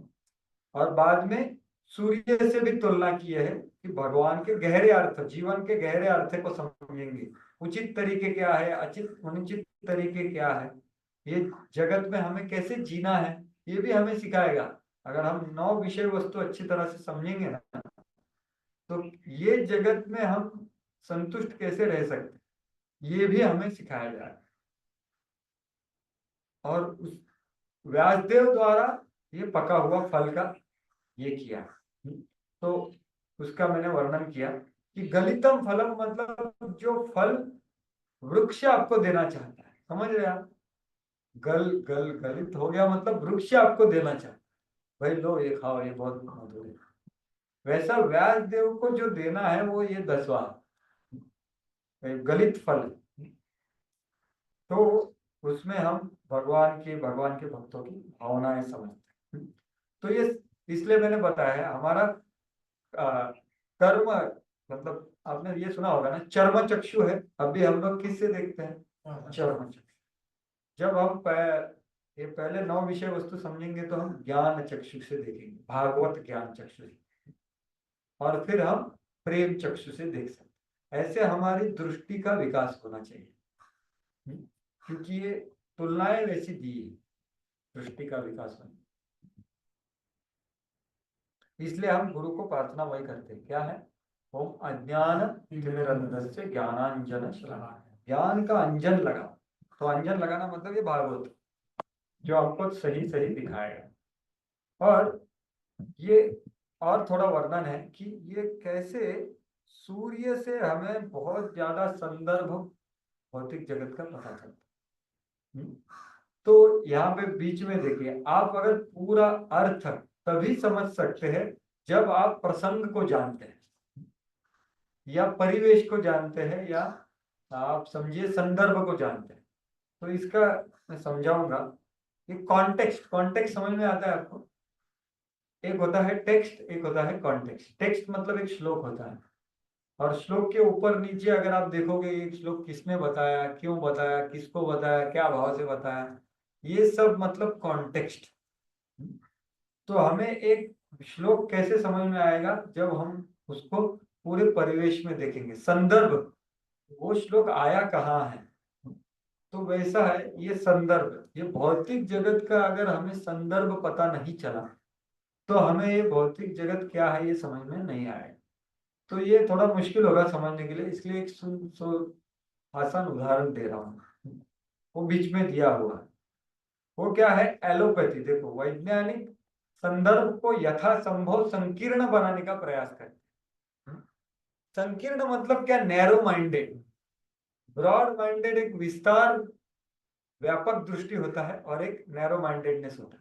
तो एलोपैथी आप देखोगे तो वो बोलेगे मेरे को कुछ हो रहा है, तो वो एक आदमी एक इसके ऊपर काम करता है, बराबर कि जो ब्रेन वाला है न्यूरो सर्जन, वो ये यहाँ का जो समस्या है वो सही कर देगा, लेकिन वो जो मेडिसिन देगा उससे क्या होगा, दूसरा समस्या एक मिलेगा, फिर बाद में आपको उसके पास जाना पड़ेगा। अभी मेरे फादर सुन रहे हैं उनका ऑपरेशन होने के बाद, हाँ ठीक है, फिर अभी इसके पास जाना पड़ेगा, कॉन्स्टिपेशन वाले के पास, क्योंकि जो मेडिसिन लिया था उससे ये तो ठीक हो गया लेकिन दूसरा प्रॉब्लम हो गया। तो ये समझ रहे आप कि वो वैज्ञानिक लोग एक चीज में संकीर्ण होकर बहुत सारा रिसर्च करते हैं, लेकिन उनको व्यापक दृष्टि नहीं है कि कैसे ये पूरा शरीर एक दूसरे के ऊपर निर्भर है। वो एक चीज ठीक कर देते हैं और दूसरा साइड इफेक्ट, फिर उसके लिए बोलते हैं हाँ ये एसिडिटी के लिए ये गोली दे दो, क्योंकि वो पूरा नहीं। लेकिन आयुर्वेद में ऐसा है क्या, नहीं। आयुर्वेद का पूरा व्यापक दृष्टि, क्योंकि वो लिखा किसने, भगवान से आया, भगवान ने बनाया तो वो लिखे, तो उसमें साइड इफेक्ट नाम का है नहीं ज्यादा। तो एलोपैथी या वैज्ञानिक लोग क्या करते हैं, अब मैं आईआईएससी में था तो छोटे छोटे चीज के लिए एक एक बिल्डिंग बनाया है उधर सर्फ हो, लेकिन ईश्वर विहीन सभ्यता, तो पूरा संकीर्णता है उनके जीवन में। वो एक चीज में बोलते हमें ये पता है, लेकिन कुछ और पूछ लो आप इसका प्रभाव क्या, वो है। तो समझ रहे आप कि कृष्ण भौतिक जगत में ही अगर हम पूरा संदर्भ नहीं देखेंगे तो हम समस्या का समाधान नहीं कर सकते। दूसरा उदाहरण देता हूं, अब भी हमको हरित क्रांति बोला जाता है, हरित क्रांति हो गया, लेकिन अभी उसका इफेक्ट दिख रहा है आपको। तब भी उसको बहुत गुणगान किया था, इतना सारा, इतने से जमीन में इतना पीक आता है, ये हरित क्रांति हो गया, हमारा आर्थिक विकास हो रहा है, बराबर। तो उन्होंने कुछ क्या संशोधन करके प्रोडक्टिविटी बढ़ाया, लेकिन उसका प्रभाव पड़ा, अभी क्या हो रहा है उसकी वजह से अलग अलग रोग हो रहे हैं, कैंसर हो रहा है। तो ये संकीर्णता है, वो स्वार्थ भाव से, वो भगवान के हाथ को नहीं देख रहे।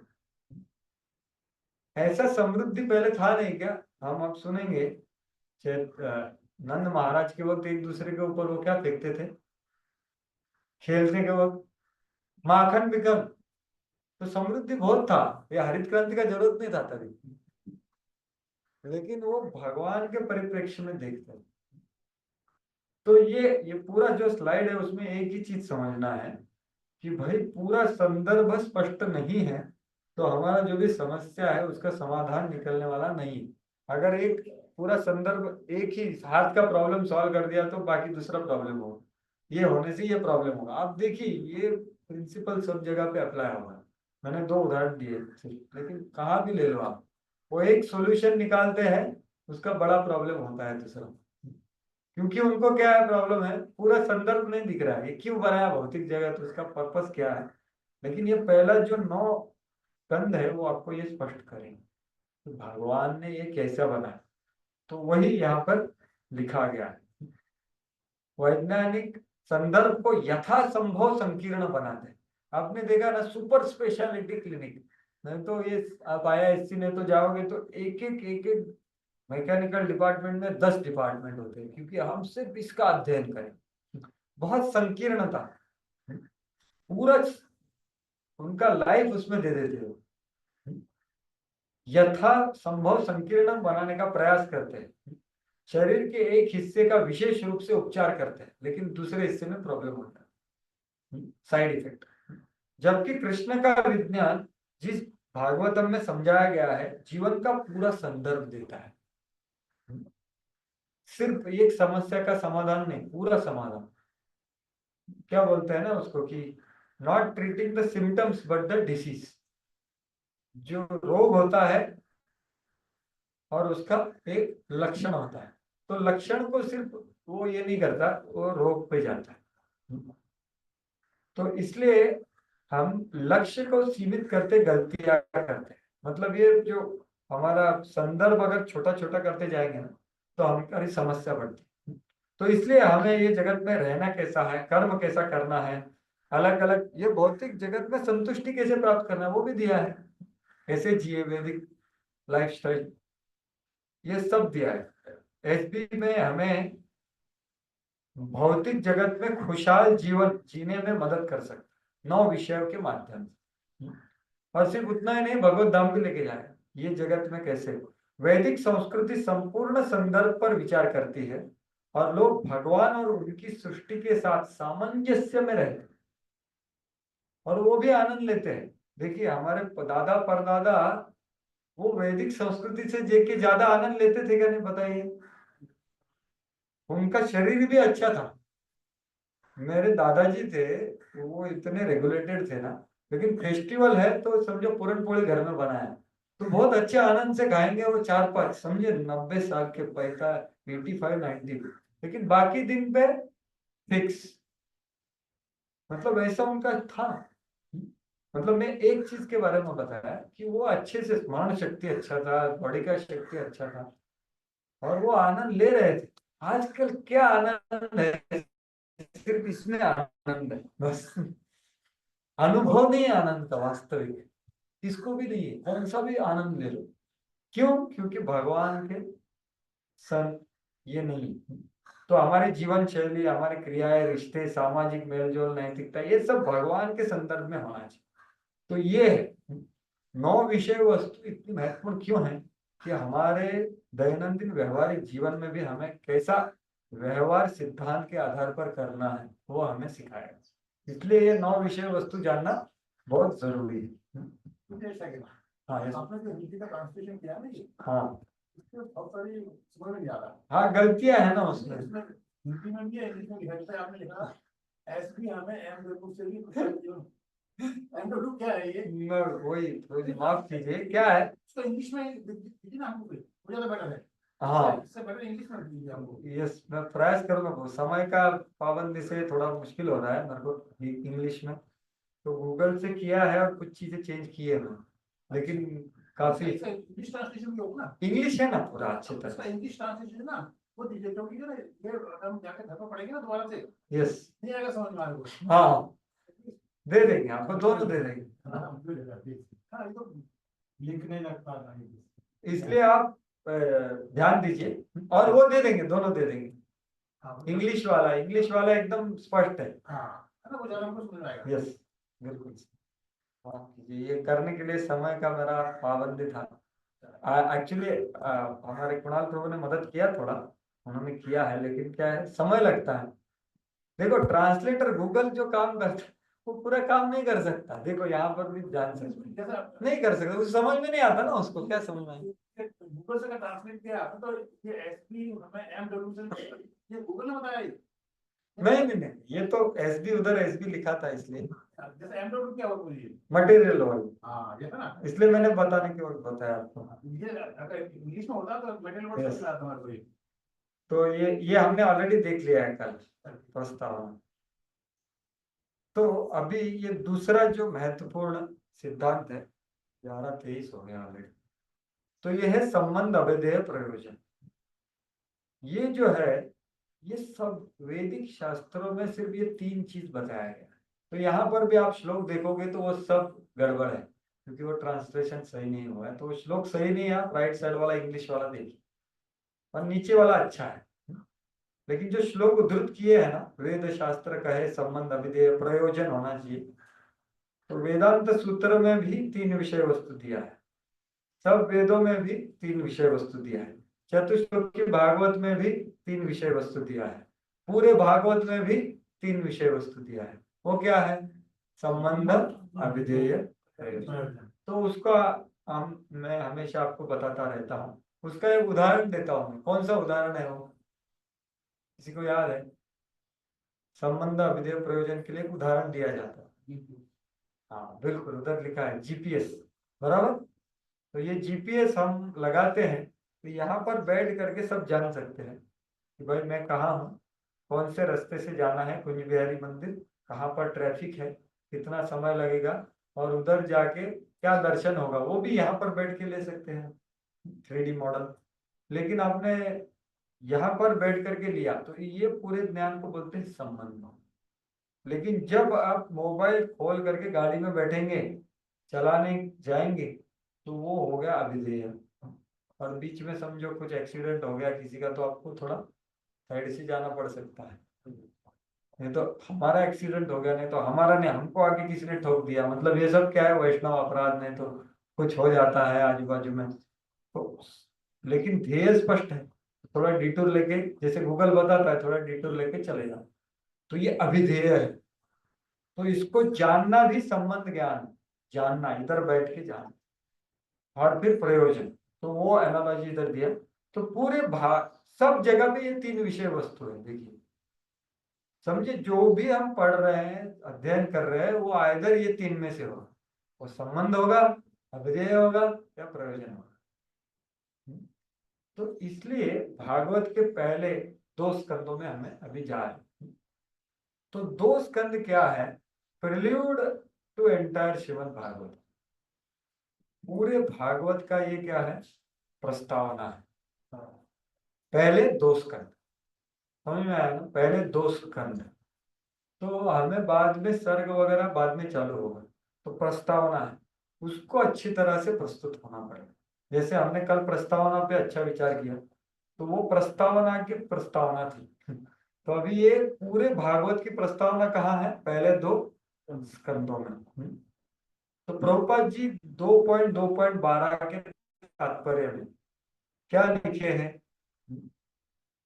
एक्चुअली ये भी ट्रांसलेशन सही नहीं, इसलिए मेरे को हिंदी वाला दिखाना था, लेकिन वो यहाँ पर दिखा नहीं सकते।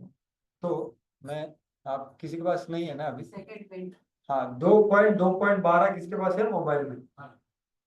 तो लेकिन ये आपको थोड़ा ढूंढना पड़ेगा, उसमें टाइम समय लगेगा आपको, इधर मैं दिखा नहीं पा रहा हूँ उसको। लेकिन बोलने का तात्पर्य ये है, उधर हाईलाइट किया है ना, वो समझ जाओगे। तो प्रभुपाद जी यहाँ पर बहुत गहरा चीज बता रहे हैं, कृपया ध्यान दीजिए।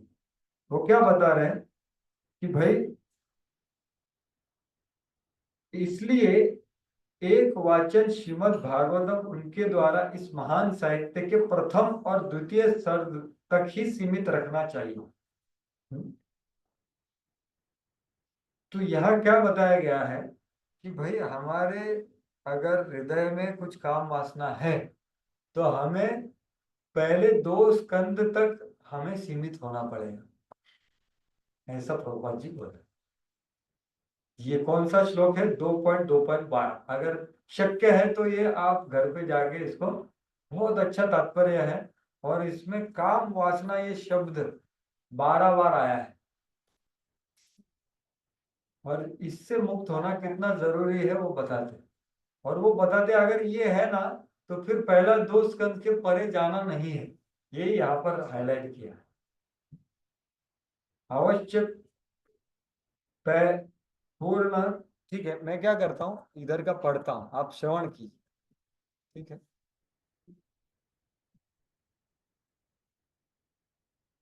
ये है 2.2.12, ठीक है? 2.3.12 के 2.2.12 है।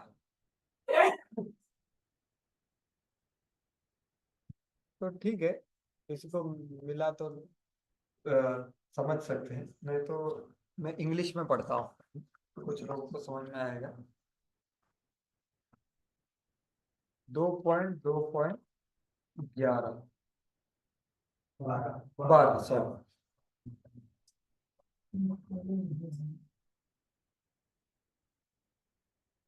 तो बहुत बड़ा तात्पर्य है 2.2.12 का।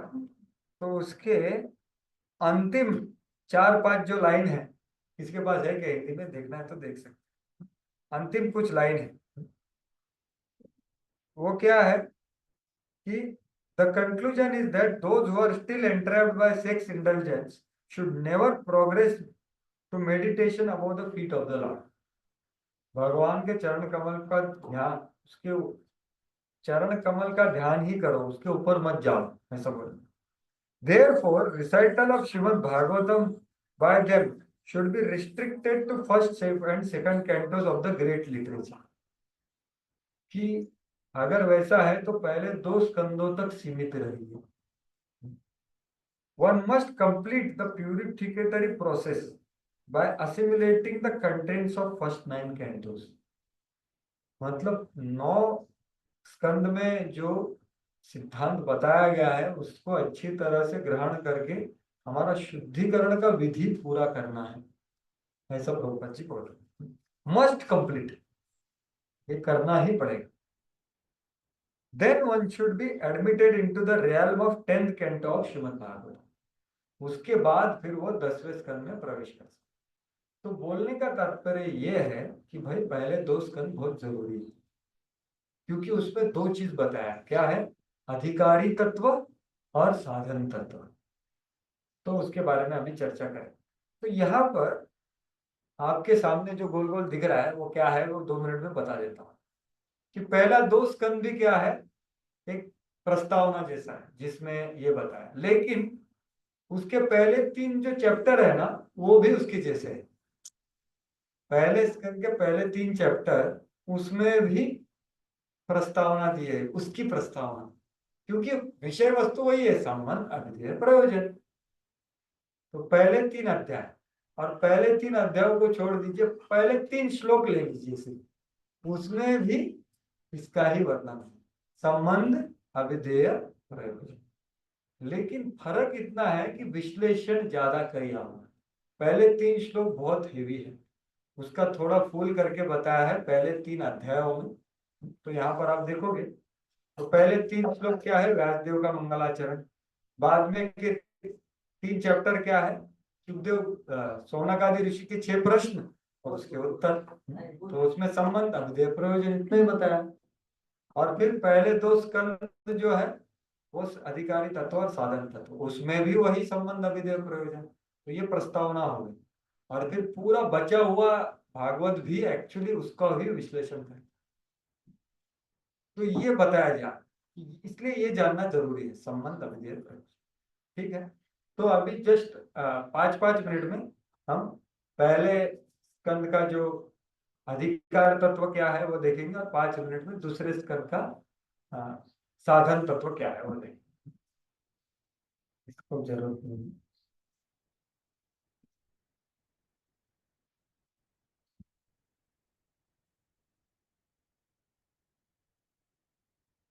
तो पहले स्कंद का ये है विहंगावलोक। तो पहले स्कंद में क्या है, 3 सेक्शन है। पहले 3 अध्यायों में क्या है, सूत गोस्वामी को शौनक आदि ऋषि ने 6 प्रश्न किए और सूत गोस्वामी ने वो 6 प्रश्न के उत्तर दिए। ये पहले 3 अध्यायों में है, बराबर। उसके बाद 4 से लेकर के 6 अध्यायों में क्या है, नारदा व्यास संवाद, जहां पर भागवत का ऐतिहासिक प्राकट्य कैसे हुआ, किससे प्रेरणा मिला, ये सब वर्णन है। और 7 से लेकर 29 तक क्या है, परीक्षित महाराज का जन्म, परीक्षित महाराज का कार्य, और परीक्षित महाराज और सुखदेव गोस्वामी का मिलन। ये पूरा 7 से लेकर के 19 अध्याय तक है। तो ये एकदम संक्षेप में है इसका कि यहाँ पर क्या दिया गया। ठीक है, तो ये स्पष्ट है। और 7 से लेके 29 में बहुत सारे अध्याय है, तो आप देख सकते हैं 7 से लेके 12 तक क्या है कि भाई परीक्षित का जन्म होने के पहली घटनाएं बताई गई, कुंती महारानी की प्रार्थनाओं को बचाया तभी, भीष्म पितामह का महानिर्वाण, भगवान द्वारका को गमन इत्यादि। उसके बाद 13 से लेके 15 क्या है, उनका जन्म होने के बाद उनको राजा बनाया गया, तो वो सब पांडवा चले जाते हैं। और उसके बाद कैसे वो राजा बनने के बाद कली को दंडित किया, और शुंगी से उनको शाप प्राप्त हुआ, वो 16 से लेके 18, और उसके बाद सुखदेव गोस्वामी से उनका मुलाकात, वो है 19। तो ये विहंगावलोक हो गया ये चैप्टर का, ये सर्ग। लेकिन तो ये 6 प्रश्न हैं। तो 6 प्रश्न, एक प्रयोजन के बारे में प्रश्न है कि भाई मानवता को सबसे अधिक लाभदायक क्या है और उसको कैसे प्राप्त किया जाए, वो दूसरा है कि सभी शास्त्रों का सार बताइए। तो ये हो गया पहला प्रयोजन। दूसरा है अभिधेय, और बाकी 4 प्रश्न है संबंध के बारे में। कृष्ण के बारे में बताओ, उनके जन्म के बारे में, अवतारों के बारे में बताइए इत्यादि। तो ये सब संबंध अभिधेय प्रयोजन के प्रश्न, ठीक है। 6 सवाल है लेकिन 3 विषय वस्तु है। तो ये श्लोक संख्या के देख करके बताया है कि ये प्रश्न कौन से श्लोक में दिया है, वो दिया है। तो आपको देख सकते हैं इंडिविजुअली, श्लोक का नंबर भी दिया है। 1-1-9 में पहला प्रश्न है, 1-1-12 से 16 में, 11-12 में दूसरा है इत्यादि। और फिर उसके उत्तर बचे हो। तो ये है अधिकारी तत्व। तो यहाँ पर देखिए, अगर आप थोड़ा विचार करके पहला स्कंद देखेंगे तो आप देखेंगे कि यहाँ पर 3 विशेष रूप से वार्तालाप है। ये 3 स्तर के लोगों में वार्तालाप है। कौन से 3 है यहाँ पर दिखाई देगी। एक है सूत गोस्वामी और शौनकादि ऋषि। शौनकादि ऋषि स्वर्ग में जाना चाहते थे तो 1000 साल का बहुत बड़ा यज्ञ करें, और सूत गोस्वामी, ये पहला स्तर है। दूसरा स्तर कौन सा है, नारद मुनि और व्यास। नारद मुनि, वेद व्यास असंतुष्ट है सब लिखने के बाद, पूरे जगत का कल्याण करने के लिए सब लिख दिया, लेकिन तो भी असंतुष्ट है। तो ये दूसरा स्तर का एक वार्तालाप है। तीसरा वार्तालाप कौन सा है, हाईएस्ट, जो अंतिम अध्याय में होता है, वो कौन है, सुखदेव गोस्वामी और परीक्षित महाराज। तो ये 3 अलग अलग स्तर के वार्तालाप है। तो ये तो सबसे शुद्ध है। कौन सबसे शुद्ध कौन है, सुखदेव और परीक्षित। दोनों को कुछ समस्या नहीं, भय नहीं, असंतुष्टि नहीं। बीच वाला जो है वो मिडल वाला है, व्यास, वेद व्यास असंतुष्ट है दिखाने के लिए, एक लीला की है जिससे भागवत प्रकट हो। तो भगवान ही, लेकिन असंतुष्टि दिखा रहा है, इसलिए दूसरे स्तर का। लेकिन निम्न स्तर का चर्चा कौन है, वो है सूत गोस्वामी और शौनकादि ऋषि, जिनको भौतिक इच्छाएं थी, लेकिन सूत गोस्वामी के संग की वजह से और भागवत श्रवण करने की वजह से उनकी इच्छाओं में परिवर्तन आया। सिर्फ बैठ करके श्रवण कर, क्यों, क्योंकि सूत गोस्वामी का संग उन्होंने प्राप्त। तो वही दिया है कि ये भागवत का जो संदेश है उसका प्रसारण, ट्रांसमिशन 3 अलग अलग स्तर पे होता है। कैसे होता है, वो अधिकार के हिसाब से होता है। तो 2 लोग होते हैं, एक होता है वक्ता, एक होता है श्रोता। तो वो अधिकार के हिसाब से आप ग्रहण करते हो, इसलिए हमें हमारा अधिकार बढ़ाना है।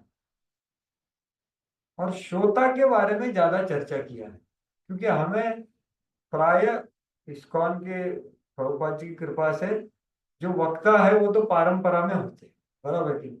लेकिन हमें क्या करना है, हमें हमारा पात्रता को बढ़ाना है। जितना हम बढ़ाएंगे उतना अच्छा वक्ता आपको दिया जाएगा। इसका उदाहरण है परीक्षित महाराज। परीक्षित महाराज अपने जीवन में कभी सुखदेव गोस्वामी से मिले नहीं थे, लेकिन उनका प्रामाणिक इच्छा था और उनको भगवान को और गहरी भक्ति में डुबाना था, इसलिए उन्होंने वो समय पे सुखदेव गोस्वामी को भेजा। तो जितना हम प्रामाणिक और आतुर होंगे, शुद्ध होंगे और हमारी आकांक्षाएं बढ़ेंगी, उतने सही चीज प्रदान करना भगवान का कर्तव्य है।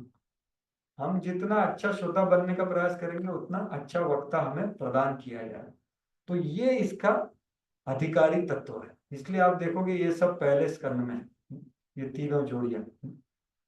अगर हम पहला स्कंद समझ जाए तो बाकी सब स्कंदों का दरवाजों की जो चाबी है वो हमें प्राप्त हो जाए, क्योंकि अधिकार प्राप्त होगा ना। हम बोलेंगे हम IIT में इंजीनियर बन सकते हैं, लेकिन एडमिशन मिला क्या बोलिए। तो अधिकारी मतलब एडमिशन मिलना, तो फिर हम उधर जाके अच्छे प्रस्तुत होंगे तो पास होंगे, नहीं तो उधर जाने के बाद भी कुछ लोग फेल होते हैं, नहीं तो सुसाइड करते हैं इत्यादि। तो अधिकार प्राप्त हो जाए, तो अधिकार के बारे में बताए, सब कैंटों को खोलने की पूंजी चाबी मिल जाए कि भाई क्या बताया गया है। पहला स्कंद, क्योंकि क्या है, अधिकार प्राप्त करना, क्योंकि ये भौतिक इसके जैसा नहीं है। जो भौतिक एजुकेशन होता है उसमें जैसा होता है वैसा अधिकार का बात नहीं है, ये अधिकार अंदर की बात है। तो इसलिए यहाँ पर अधिकार तत्व का वर्णन है। और अब देखिए यहाँ पर अलग अलग ये प्रस्तुत होता है कि भागवत, ये मैंने बता दिया कि हमें भागवत प्राप्त करने के लिए अधिक से अधिक योग्य बनना होगा। भागवतम के गहन रहस्य का उद्घाटन प्राप्त करने के लिए गुरुओं को प्रस्तुत होना पड़ेगा अच्छी तरह। जैसे परीक्षित, ये बताया मैंने आपको ऑलरेडी, कुंती, भीष्म और धृतराष्ट्र, तो 3 तरह के अलग अलग स्तर पे है। तो देखिए आप पहले स्कंद में आप देखोगे कि कुंती महारानी को प्रभुपाद जी क्या बोलते हैं, सबसे बुद्धिमान स्त्री। तो वो इतना अध्ययन किए है क्या? नहीं तो आप बहुत सारी स्त्रियां देखेंगी पहले, इतनी अच्छी प्रार्थनाएं उनकी, द्वारकावासी जो माता है उनकी इतनी अच्छी प्रार्थना है, भक्तिमय और सिद्धांतमय दोनों। और नहीं तो हस्तिनापुर की जो माताएं हैं, जब भगवान जा रहे हैं तो वो आगे आके प्रजल्प करती है, तो वो भगवान को सुहावना लगता है। लेकिन वो बात कर रही है उसमें सिद्धांत और रस दोनों है। तो आप बोलोगे अरे ये लोगों ने कब पठन किया? उन्होंने कुछ पठन नहीं किया। कैसे हो गया फिर वो?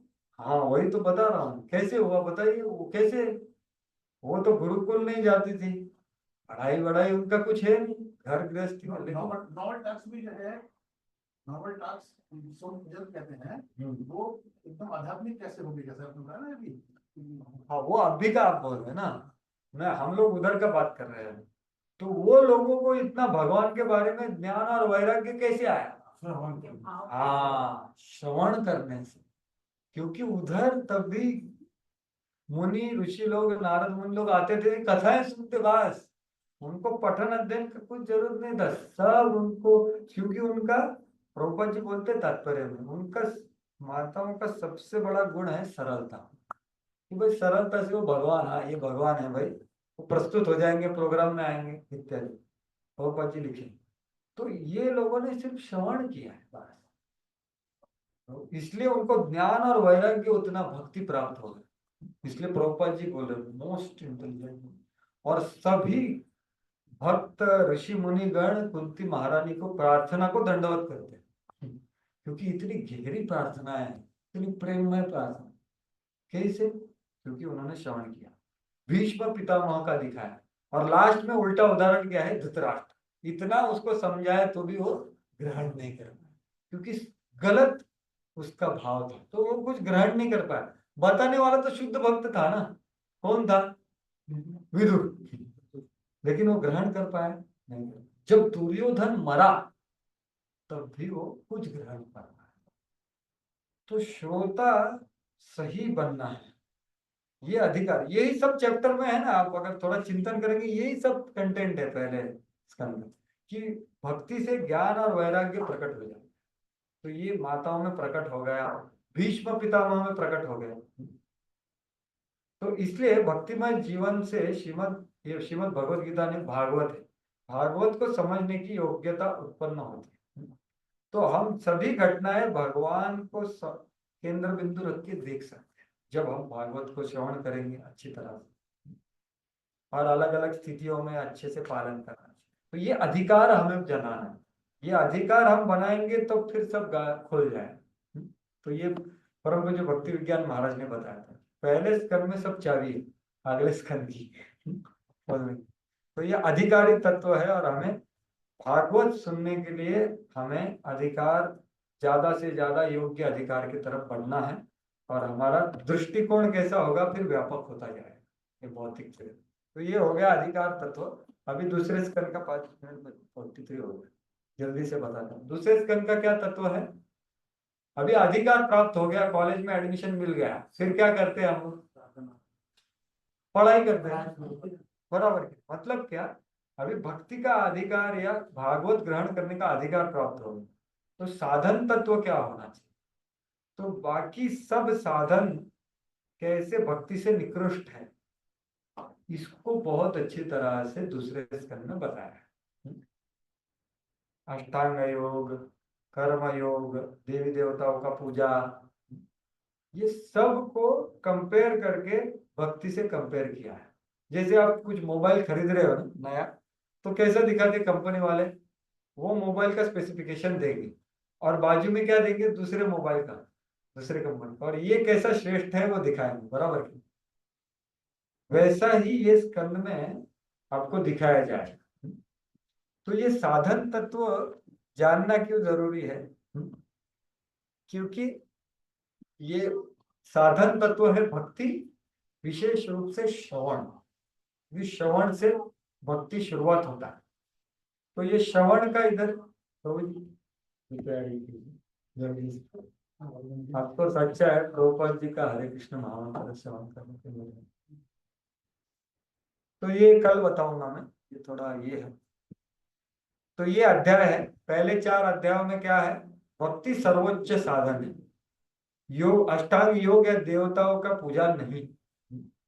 तो परीक्षित महाराज के 2 जो प्रश्न किए थे कि मरने वाले व्यक्ति का कर्तव्य क्या है, और फिर आदमी ने क्या श्रवण कीर्तन स्मरण करना चाहिए या नहीं करना चाहिए, तो उसके 2 दूसरे के उत्तर पहले 2 स्कंद में, पहले 4 अध्यायों में दिए, दूसरे 2 स्कंद में। वहां पर भक्ति ये सबसे सर्वोत्कृष्ट विधि है सबके लिए। आपकी भौतिक इच्छाएं ना हो, अकाम सर्व काम, बहुत सारी भौतिक इच्छाएं, मोक्ष काम, मोक्ष की इच्छा है, लेकिन आप भक्ति कीजिए, भक्ति सर्वश्रेष्ठ है, आपको फल देगी, सबके लिए सर्वश्रेष्ठ। तो इसका प्रतिपादन हुआ। और उसके बाद ब्रह्मा नारद संवाद है, वहां पर और वर्णन हुआ है। और फिर 5, 6 और 7 में ब्रह्मा और नारद मुनि का वर्णन है।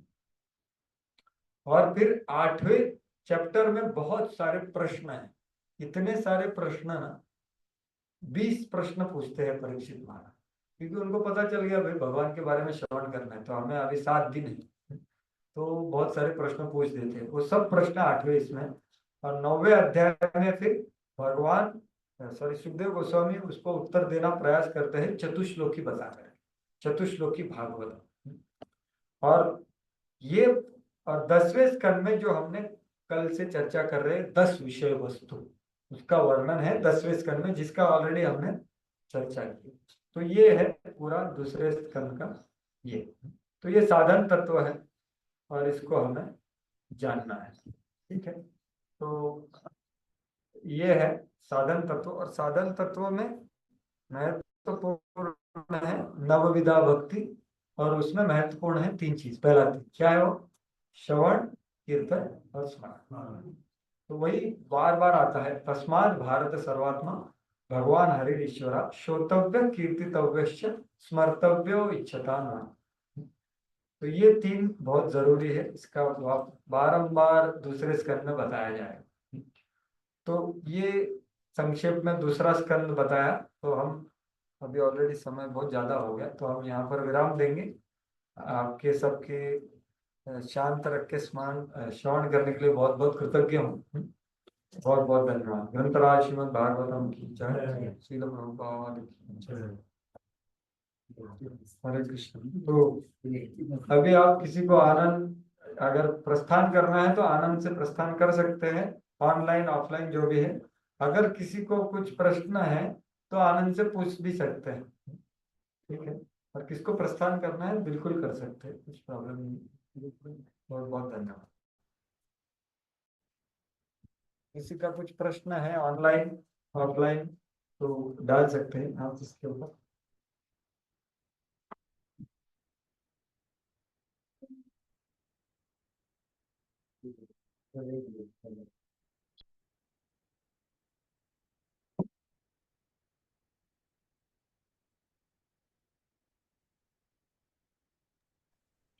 हरे कृष्ण। हरे कृष्णा काय बोल दिए का? नाही हरे हाँ। कृष्ण केलं, हाँ हरे कृष्ण केलं। हाँ ठीक, धन्यवाद।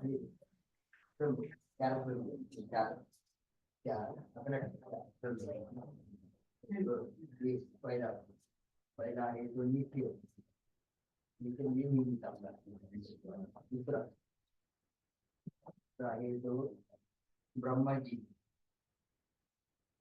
ब्रह्माजीचा एक ब्रह्माजी खाली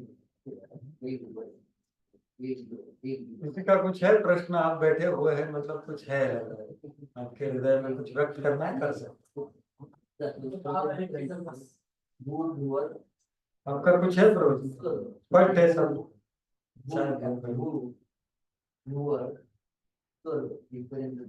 मेहनत से समझा रहे हैं आप, इतना क्या काम है। नहीं प्रभु जी, जब महाराज ने जो बोला है वो सिर्फ दोहरा, मेरा सब मेहनत उन्होंने किया।